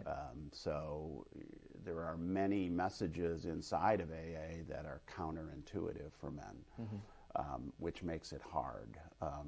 And so women have a great sense of community, and they, join together and have a new bird in the nest, sort of, kind of, whereas men walk in and kind of go, "Oh gosh, oh no, what am I doing here?"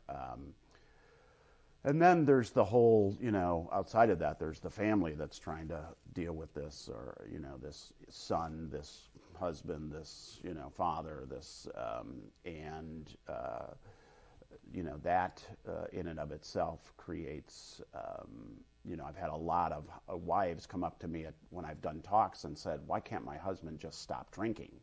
Wouldn't it be a whole lot easier if he just stopped drinking?" And I said, "Well, that's the disease, and it's hard for, what do you mean it's a disease? It's, as we say, it's the only disease that tells you you don't have a problem." Right. And so it's really become a passion of mine over the years, Nick, to try to get involved with guys in the program who want to change, who have a heart to change, who are open to the idea that there's something better on the other end, and so I've done a lot of speaking engagements. I've done a lot of one-on-one coaching. I've done a lot of, working with families and trying to help them understand how they can best support, this person that's very ill. And even how you've helped Alleviant, because that is one of our passions, is substance abuse. Because we already have the opioid-free pain management and the mental health components, so much of addiction is related to either someone had pain and they couldn't find a way to deal with it. And obviously not just physical pain, it can also be emotional pain. Sure. And that is a unique thing of these diseases, is that you can't trust your brain. I say it all the time, probably on each show that I do, that the brain is the only organ that tells us how it's feeling. Your brain says you're anxious or you're depressed or here's a problem. And no other organ has that abilities, and so we're used to trusting what the brain says, but oftentimes with addiction you have to realize, okay, this is what my brain is saying, this is what I'm feeling, it's not true. Here's what I need to do. And that can be very challenging, to not divorce yourself from part of yourself and say, okay, this is the part that I loathe, that I cannot accept, and I must destroy it, but how you can have this holistic approach of, this is all of me, all of my mess, I'm a complete package, I can't just take out part of what's going on. Yeah. At the same time, how do I get the support that I need? How do I fit in these puzzle pieces of who I am as a person in a way that's more sustainable and that's better for me, instead of a path toward destruction where I'll feel good today and maybe next week, or maybe until there's a vaccine for COVID, for example. But then what will I do? Right. Well, I've seen it, with Alleviant, you have to take the alcohol out of the picture, but then you still have, that mental disorder, that led you to this behavior, that led you to this craving, whether it's, trauma from any number of sources in adolescence or, childhood or whatever. Again, bad messaging. I'm also an abuse survivor, so I was abused as a little boy, which just led me to, feel terrible about myself and things like that. But how do you, with Alleviant, there are alternatives, available to some of those thinking patterns, like TMS or, Spravato or or even the ketamine addiction. Or even ketamine, right. But I think too, with addiction, that is always our concern of, many times those patients are like, okay, what's the new and the shiny thing that will take this away from me? And honestly, a lot of what we do have, like the transcranial magnetic stimulation that you alluded to, some of it will just stop addiction, end of story. But as I said earlier, you still have these puzzle pieces. You still have to put them together in a cohesive piece, and that's not something that anyone can do for you. So people can come alongside of you, but in the end, it is the addict who has to do the brunt of the work. No one can work harder than they can. Nick, when you spend 20 hours a day obsessing over when you're going to use, using, dealing with the outcome of using, getting ready to use again, and then all of a sudden, you take all of that out of someone's life, there's a huge hole there, and what do they do with it? And there's a propensity often by those people to find something else to become addicted to. Right. Now I work 20 hours a week. Mm-hmm. Now I go bowling every night for 17 hours. That addictive, water will seek that level. It's that addictive process of the brain going on over and over and over again. Right. That I think Alleviant could really be a benefit to, as far as changing, as my wife says, those neural pathways. Of addiction, that repetitive thinking, that obsessive thinking, that compulsive thinking.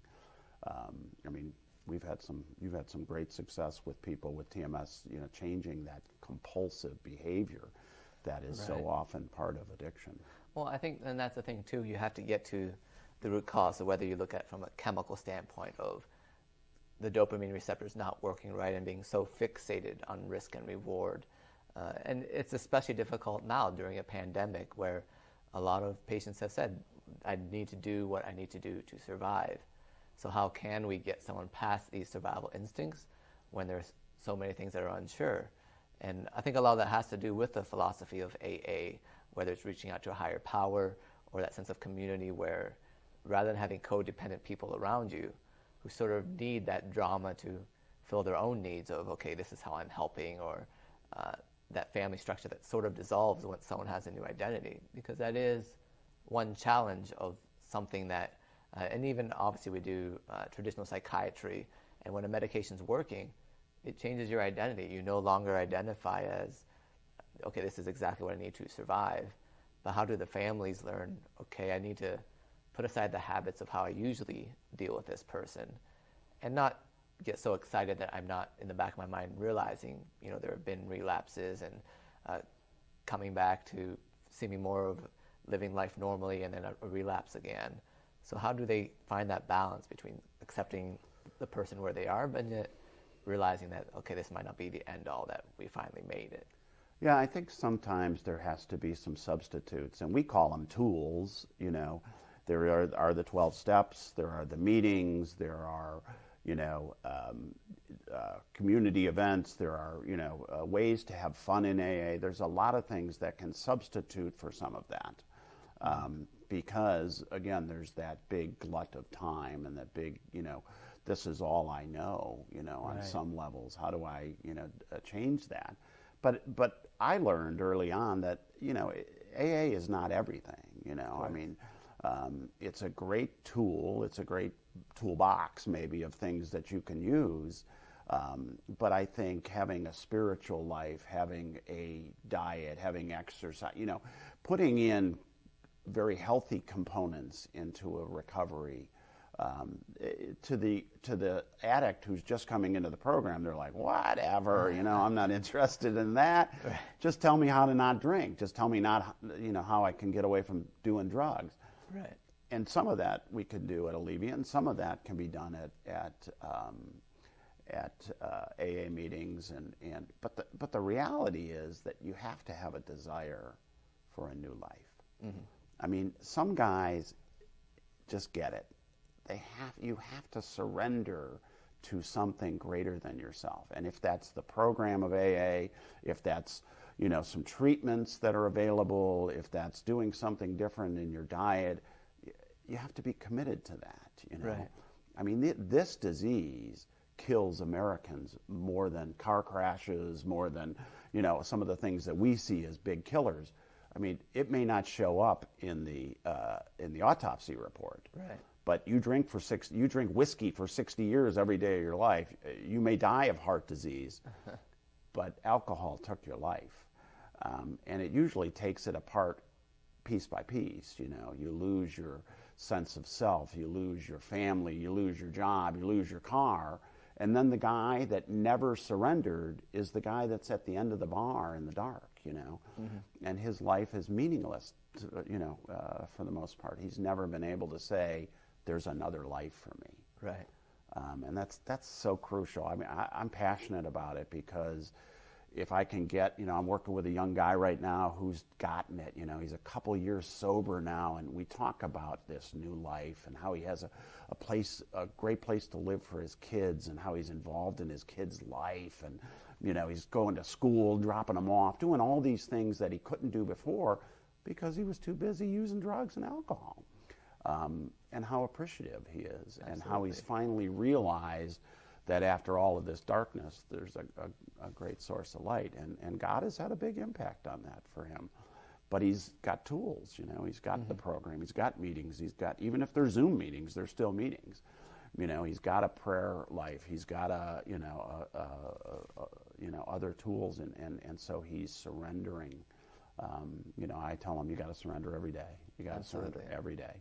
I mean, if you work half as hard at recovery as you did at finding ways to, drink and drug, you'll be fine.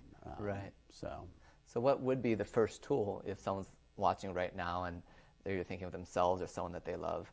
What's that first step to getting help? Well, I think it's reaching out. You have to be you know, sometimes families are ashamed and they're in that, you know, that cover up mode, and let's bring everybody together and don't tell the world that we have a problem. We can handle this. We can handle this. Right. This is no problem. You know, we're stronger than we look.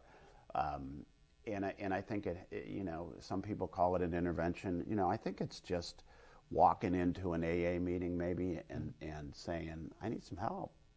You know, you got to remember that everybody in that room is facing the same issue. Absolutely. You're not in a room of strangers. You're in a room of people who you don't know yet, but who have the same feelings, the same fears, the same anxieties. They're either you know, a day sober or, you know, 30 years sober, but they've lived it and they've changed their life and they're a success story. And there are plenty of resources here in the Akron area too, obviously being where AA was founded here in Akron, but even at our clinic, a lot of times they can call for an appointment. Our therapists are very familiar with substance abuse, same with our psychiatrists and nurse practitioners, and we can point them in the right direction, because a lot of times it is different for each patient. Okay, this is your first step, or here's where you need to go. As you said, it does have to involve the family and a willingness to get better. Yeah, I mean, there's the ADM board, there's, you know, IBH, you can call IBH, and I mean, there's plenty of resources. It's just, am I willing to tap into some of that? Right. Am I done? You know, we have another saying. We have a lot of sayings in AA. I've noticed that. Yeah, right. But is it, you know, people say, I'm sick and tired of being sick and tired. I mean, are you at that point where you'd like to taste some freedom? Because for me, addiction is slavery. You know, every day you're a slave to that desire to escape. And the great thing about it, you know, is, you know, you just have to make that first step forward, you know, and there are plenty of people who would be willing to help you. Certainly Alleviant would be a great phone call to make, talk to a psychiatrist, you know, get some help. But there are many resources, you know, available. Absolutely. So thanks for coming on the show. I appreciate it. And I think that is the first step. So we're at 754-4844. You can reach us at alleviant.com. We'd be happy to help you with whatever, or point you in the right direction if we don't feel we're the appropriate agency for you. And really it is that, as men, it's very difficult to step out, but just knowing that there are places where they won't just listen to you and smile and have you come back next week, but actually, let's tackle the problem, let's fix this, let's get down to the root of it and create a new life for you. And I think as men, that's what we want. We want to know that we can fix something. And so using that while also realizing that this isn't something you can do by yourself, that you've tried it by yourself, you've done your very best effort. Addiction isn't something that can be just won through willpower.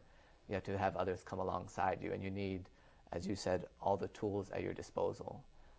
And that's what our passion is, especially for men who sometimes find it so difficult to reach out, who think this is just part of who I am, I can live with this, I can make this happen. And the answer is, well, perhaps you can, but you shouldn't, and you certainly don't need to. So regardless of your insurance or your health status or whatever is going on, there's always an answer, and we can help you find that for sure. Yeah, and you can reach me through Alleviant as well if you want to just have a conversation, cup of coffee, or you're a family member who wants to, you know, get some information. And you know, there's Al-Anon. There's plenty of resources. Definitely. So. Yeah. Well, thanks again for joining us for this show. Thanks, Nick. Again, this is Nick Angelis from Alleviant Health Centers of Akron, and I've been here today with Matt Gutbrod, just talking about men and addiction. Thanks.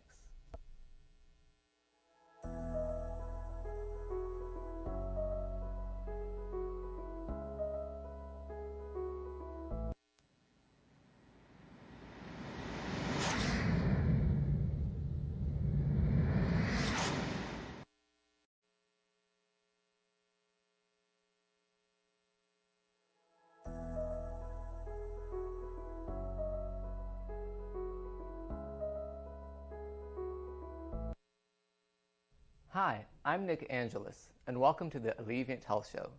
Today I have Jeanne from Purposeful Eats, and we're going to talk all about nutrition and food and how to stress eat during the holidays. Well, I suppose you really shouldn't stress eat during Right, the holidays. that's the goal.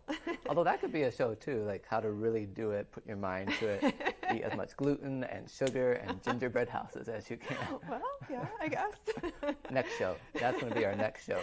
How to eat a whole neighborhood, including the cul-de-sac of gingerbread houses. Yeah, there you go. That could be fun. Yeah, absolutely. Well, it's good to see you. Thank you. I appreciate you having me on the show. Yeah, so I guess my first question would be, just to start right off the bat, is what is functional nutrition? Sure.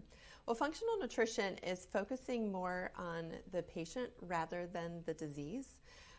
So when we think about, each of us are created uniquely, and, because of that, it's not a one-size-fits-all when it comes to nutrition.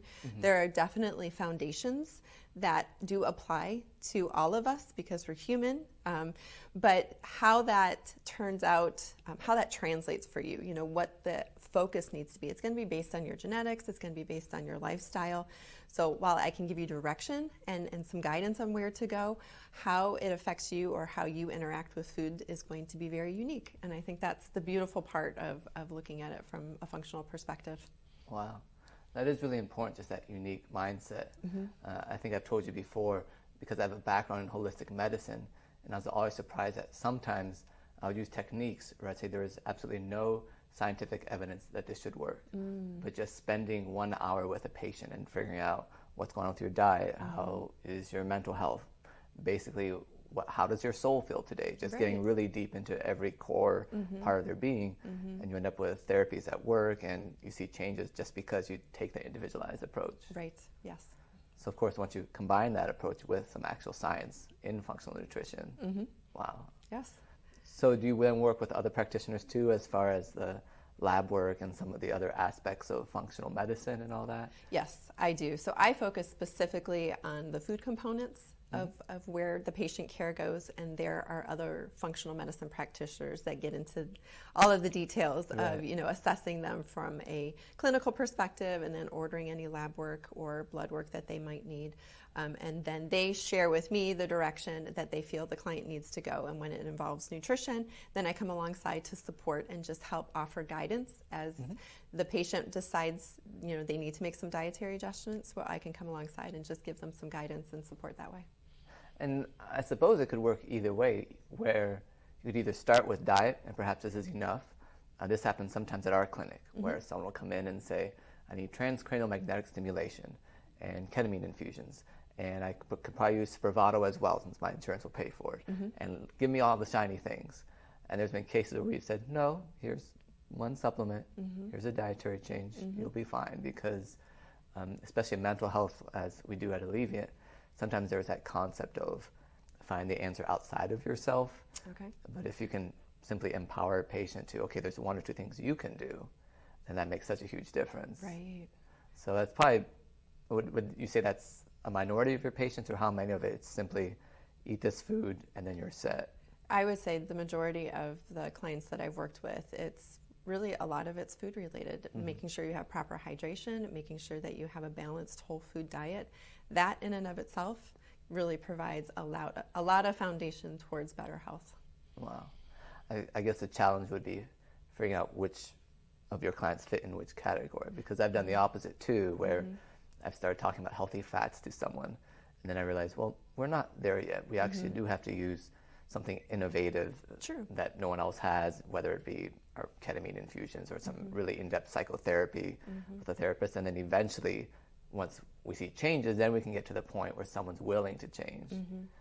So how do you, I guess, convince people to do the work that it takes? Because again, especially when people have been suffering with their health for years, they're unlikely to get into the concept of, oh, I must have toxins, I must get rid of this food, or if I just take this special supplement, I'll be fine. Understandably, again, if you've tried 6, 7, 8 different doctors or different therapies, it's wise to realize, oh, this isn't going to be an easy fix. Right.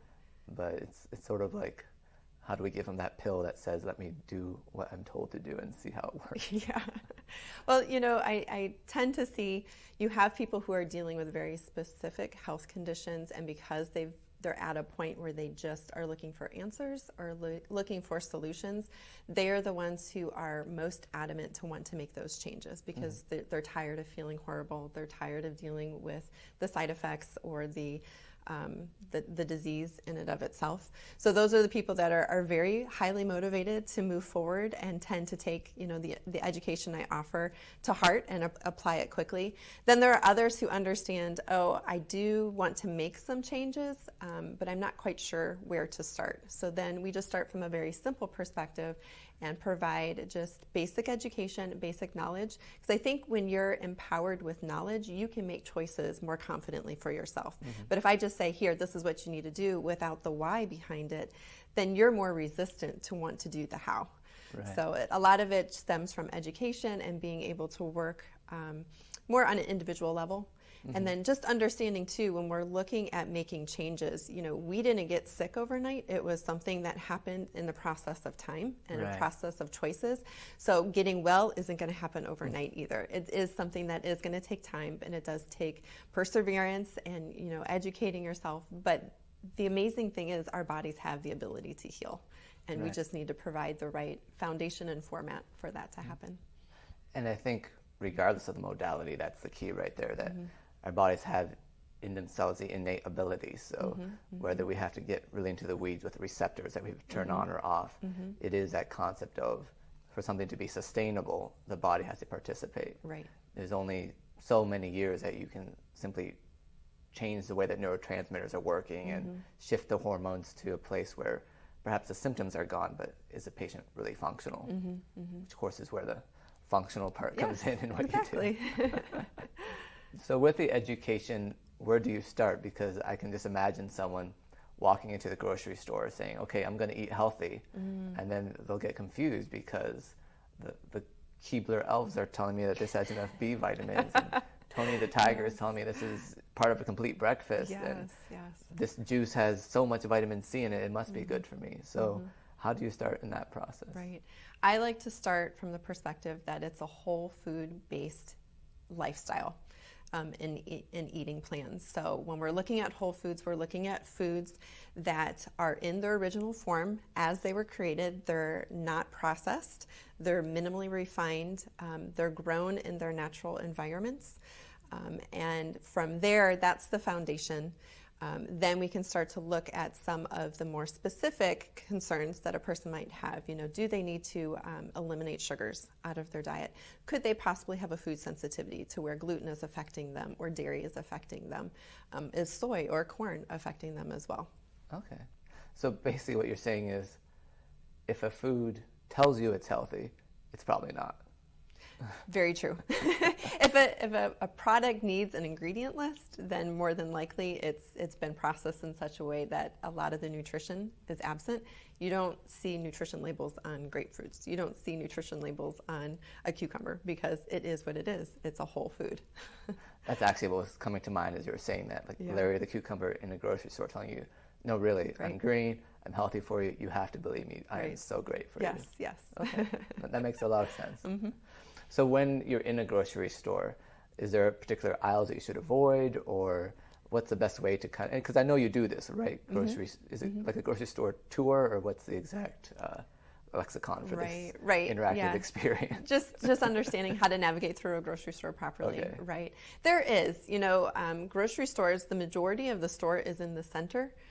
Where you have all the aisles, and those are all the aisles of highly processed, highly refined, convenience food items. And while those can be used in proper situations, if that is all you're choosing to eat, then you're really doing yourself it's not favorable. Right. So really shopping the perimeter of the store is key, because in the perimeter of the store we have all of our produce. We'll have our meat section. You'll have your dairy section. There will be baked goods there as well, and you know that could be something we could dive into. But typically, you know, the outside of the store is where you would find most likely your whole ingredients, and then the interior of the store, there will be whole ingredients throughout, but you need to be selective. And that's where, if you're going in with a shopping list, knowing exactly what you're looking for, it's a little easier to get through those aisles without being tempted about, oh, I should pick up this or I should pick up that, or finding foods that just are not a whole-based food. Yeah, that makes sense. It reminds me, a few years ago, I ran the Cleveland Marathon, and I was training with a friend, and then we were only like a month away, and I was like, you know what?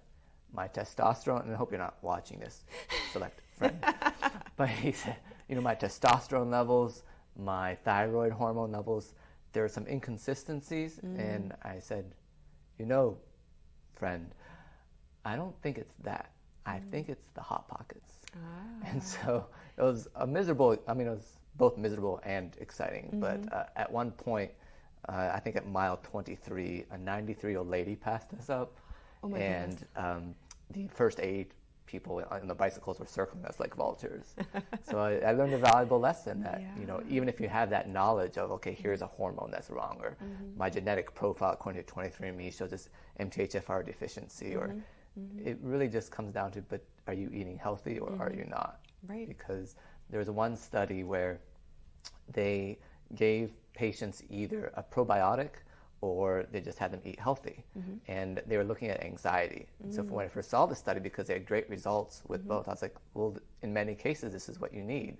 That anxiety has to do with your microbiome, the exact flora, the different toxins that those bacteria are releasing. You can specify which probiotic to take, and you can cure your anxiety. And in some cases, that can be true, although mental health is much more complex than either inflammation or a neurochemical imbalance. It's varied no matter what.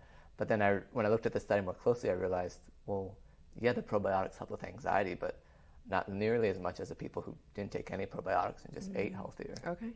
But it's hard to really get behind that because people want, this is the exact thing that will cure you, not, well, if you eat healthier over time, then you're not going to have quite as many of these issues. Right, yeah. And that's just kind of what modern medicine has done for our society, is just said, well, here's the fix, here's the Band-Aid that we can put on the problem, but it's not getting to the root cause or to the foundation of what's really going on. So that's where functional medicine, functional nutrition, it's taking more of a well-rounded approach, looking at all of those things and looking at it more specifically as to what's going on in the body. What is the body revealing to us with that symptom or with that disease? And let's dig in deeper that way. Right. So, and I think that's a good approach because that's a lot what we use at our clinic, that as symptoms develop, as even if we find treatments that aren't working, that this is all good information, that in the process of treating, it's also diagnostic, where whether it's our psychiatrist or our therapist or me as a nurse anesthetist, that we're discovering more and more valuable information about what's going on. The original symptom might get lost as we peel out another layer, but wow, that's really good stuff. Yeah. So with the grocery tours and shopping and all that, what do we do now that it's near the holidays? Because I've written numerous articles in various journals about this concept of, okay, you might be doing fine for most of the year and then you decide you're going to do some dietary changes, but then the holidays come. How can you balance enjoying time with family and friends, especially this year when that time might be behind masks or via Zoom, while at the same time still enjoying the holidays and not getting to that kind of like binge purge type of setting that a lot of people do in the holidays, when they'll be really good for a week and then a fruitcake will mysteriously disappear. Yeah, and that's a great question, because if you are working with a food change, a dietary change, or dealing with food restrictions, this time of the year can feel very overwhelming because so much of our celebration is centered around food, and that's natural. There's nothing wrong with that. So going in with 3 tips I can suggest for you.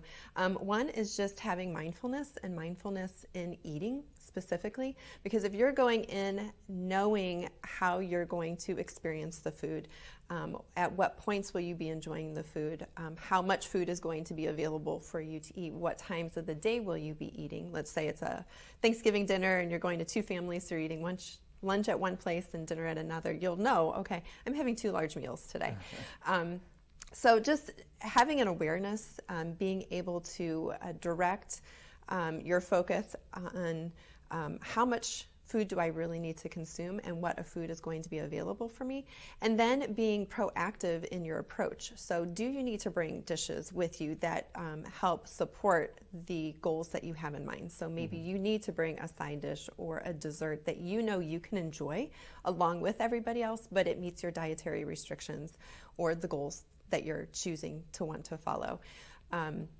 Also being mindful of, are you eating just because it's what you are doing and everybody else is doing, or are you eating because you're hungry? Sometimes, you know, when we're in fellowship with other people, we think, well, I just need to eat because everybody else is eating. And again, that goes back to the mindset, well, maybe you do. If you're hungry, yes. If you're not hungry, then maybe consider having a beverage.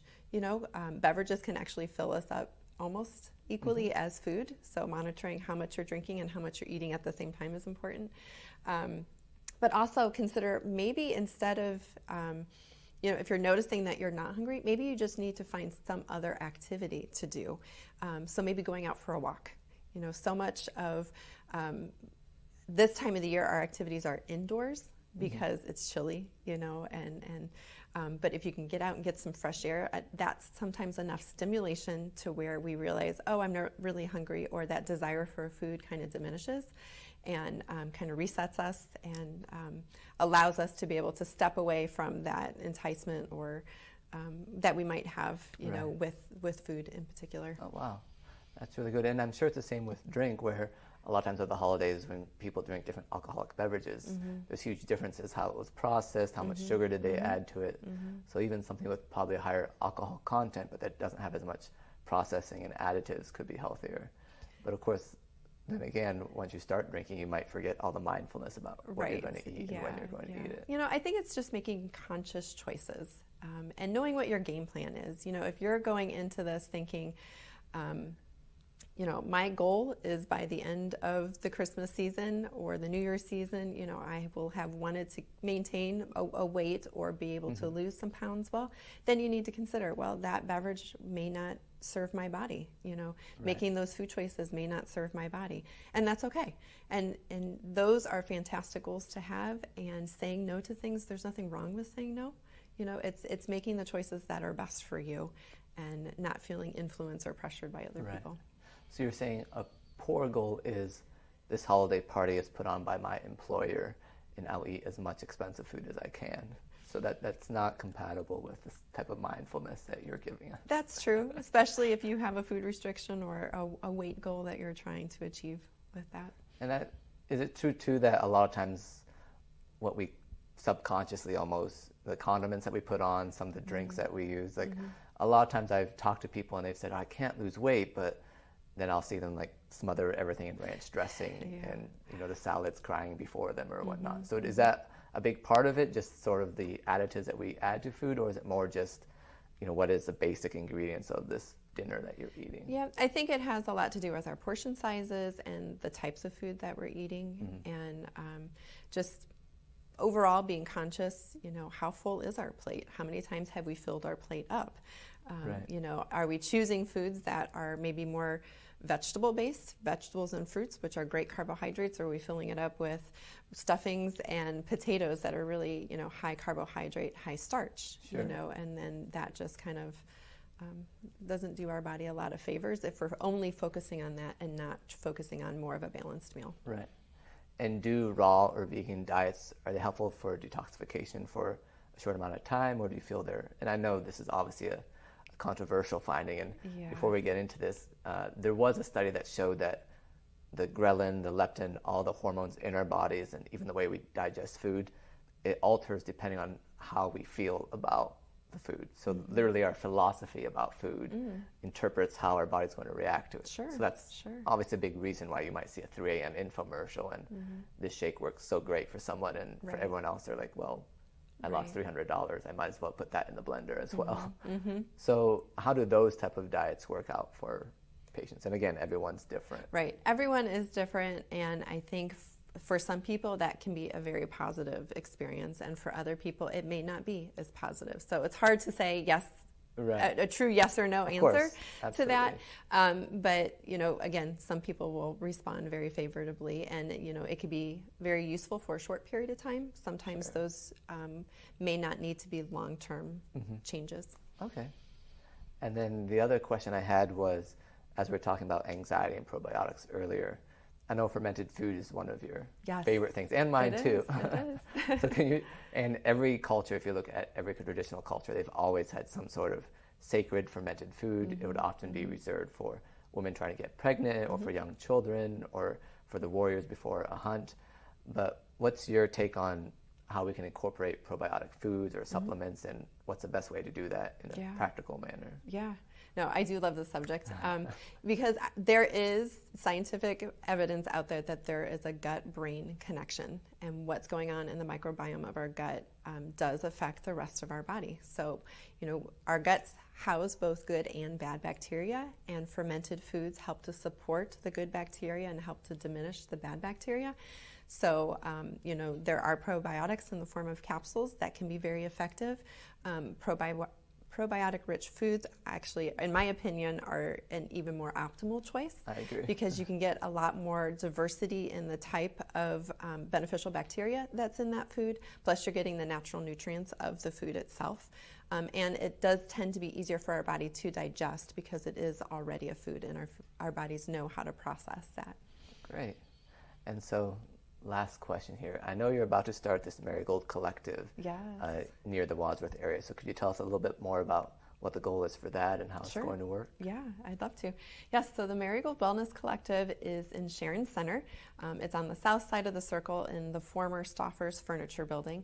So it is soon to be the house of several different practitioners, wellness practitioners, and wellness services.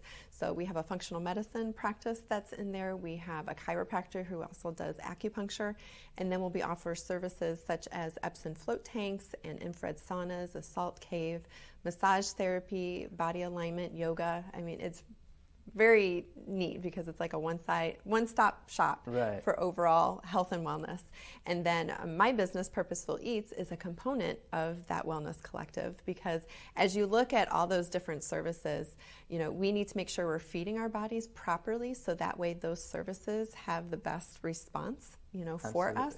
So I'll be offering both cooking classes for students ages 12 to 18 and adults, providing not only nutrition education, but just foundations of cooking, incorporating, whole food changes, and hopefully establishing lifestyle routines that will not only be practiced in my kitchen, but then implemented in everyday life. Wow. Yeah, I can't wait. Yeah, it's very exciting. Well, for our practice too, because we kind of run the gamut from pain management, obviously me being a nurse anesthetist, and everything mental health. I think I have a list now of 1,000 different practitioners, most in Northeast Ohio, that I refer patients to. Because for me, the concept is any moment that I see, I know someone who can help you better than I can help you. That's the moment that I refer them out. Yeah. But I've also noticed when I first started, I was all about that.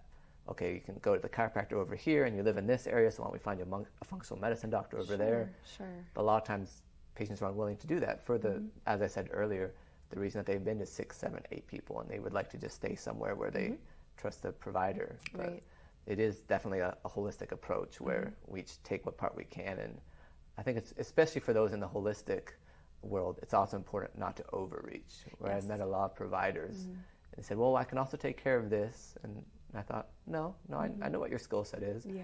And I know that doesn't include that. Right. So I think that's the best thing that we can do for people. Right. The more honest you are with, okay, here's some sustainable, doable food goals. Here's something that you can actually avoid. Because, I mean, I'm sure gluten is the biggest one where unless you're really dedicated to, I'm going to go gluten-free, it doesn't quite work. Yes, it can be a very challenging food to try to eliminate. Speaking as myself, because I'm the type that will ask for the gluten-free menu at a restaurant, and then at the end of the meal, no one else is going to eat these rolls? And you'll just finish them. Right. Although that does have to do with, I know we've been talking mostly about nutrition, but there's so many psychological and spiritual components to this. Like, why won't I let a perfectly good roll just go to waste? True. It'll be fine. Right. No one's going to call me up from Africa or China and ask me about how did this happen under my watch. Right. And I think that's what you said too about the holidays. Why are we eating? Is it just I'm anxious around my family, I'm nervous about the situation, this is what everyone else is doing? Or is it a mindful decision of I'm not going to eat completely healthy foods today. I'm going to enjoy this time with my family. Yeah. I'm not going to feel guilt about this cheesecake. Right. So. And I think you hit the nail on the head there. It's knowing, food is meant to be enjoyable, And the holiday experience is what it is, and enjoy it. You know, do what you can to stick to your goals, to stick to the motives that you have, but you know, do what you feel is best for you and still enjoy it. Don't make it a guilt-laden thing, because then it'll spoil it for you, and it'll spoil it for other people too. Absolutely. Well, thanks for joining us today, Yeah, Jeanne. thank you. I really enjoyed this. And thank you all for watching the Alleviant Health Show. I'm Nick Angelis, one of the owners of Alleviant Health Centers of Akron, and today we're with Jeanne from Purposeful Eats.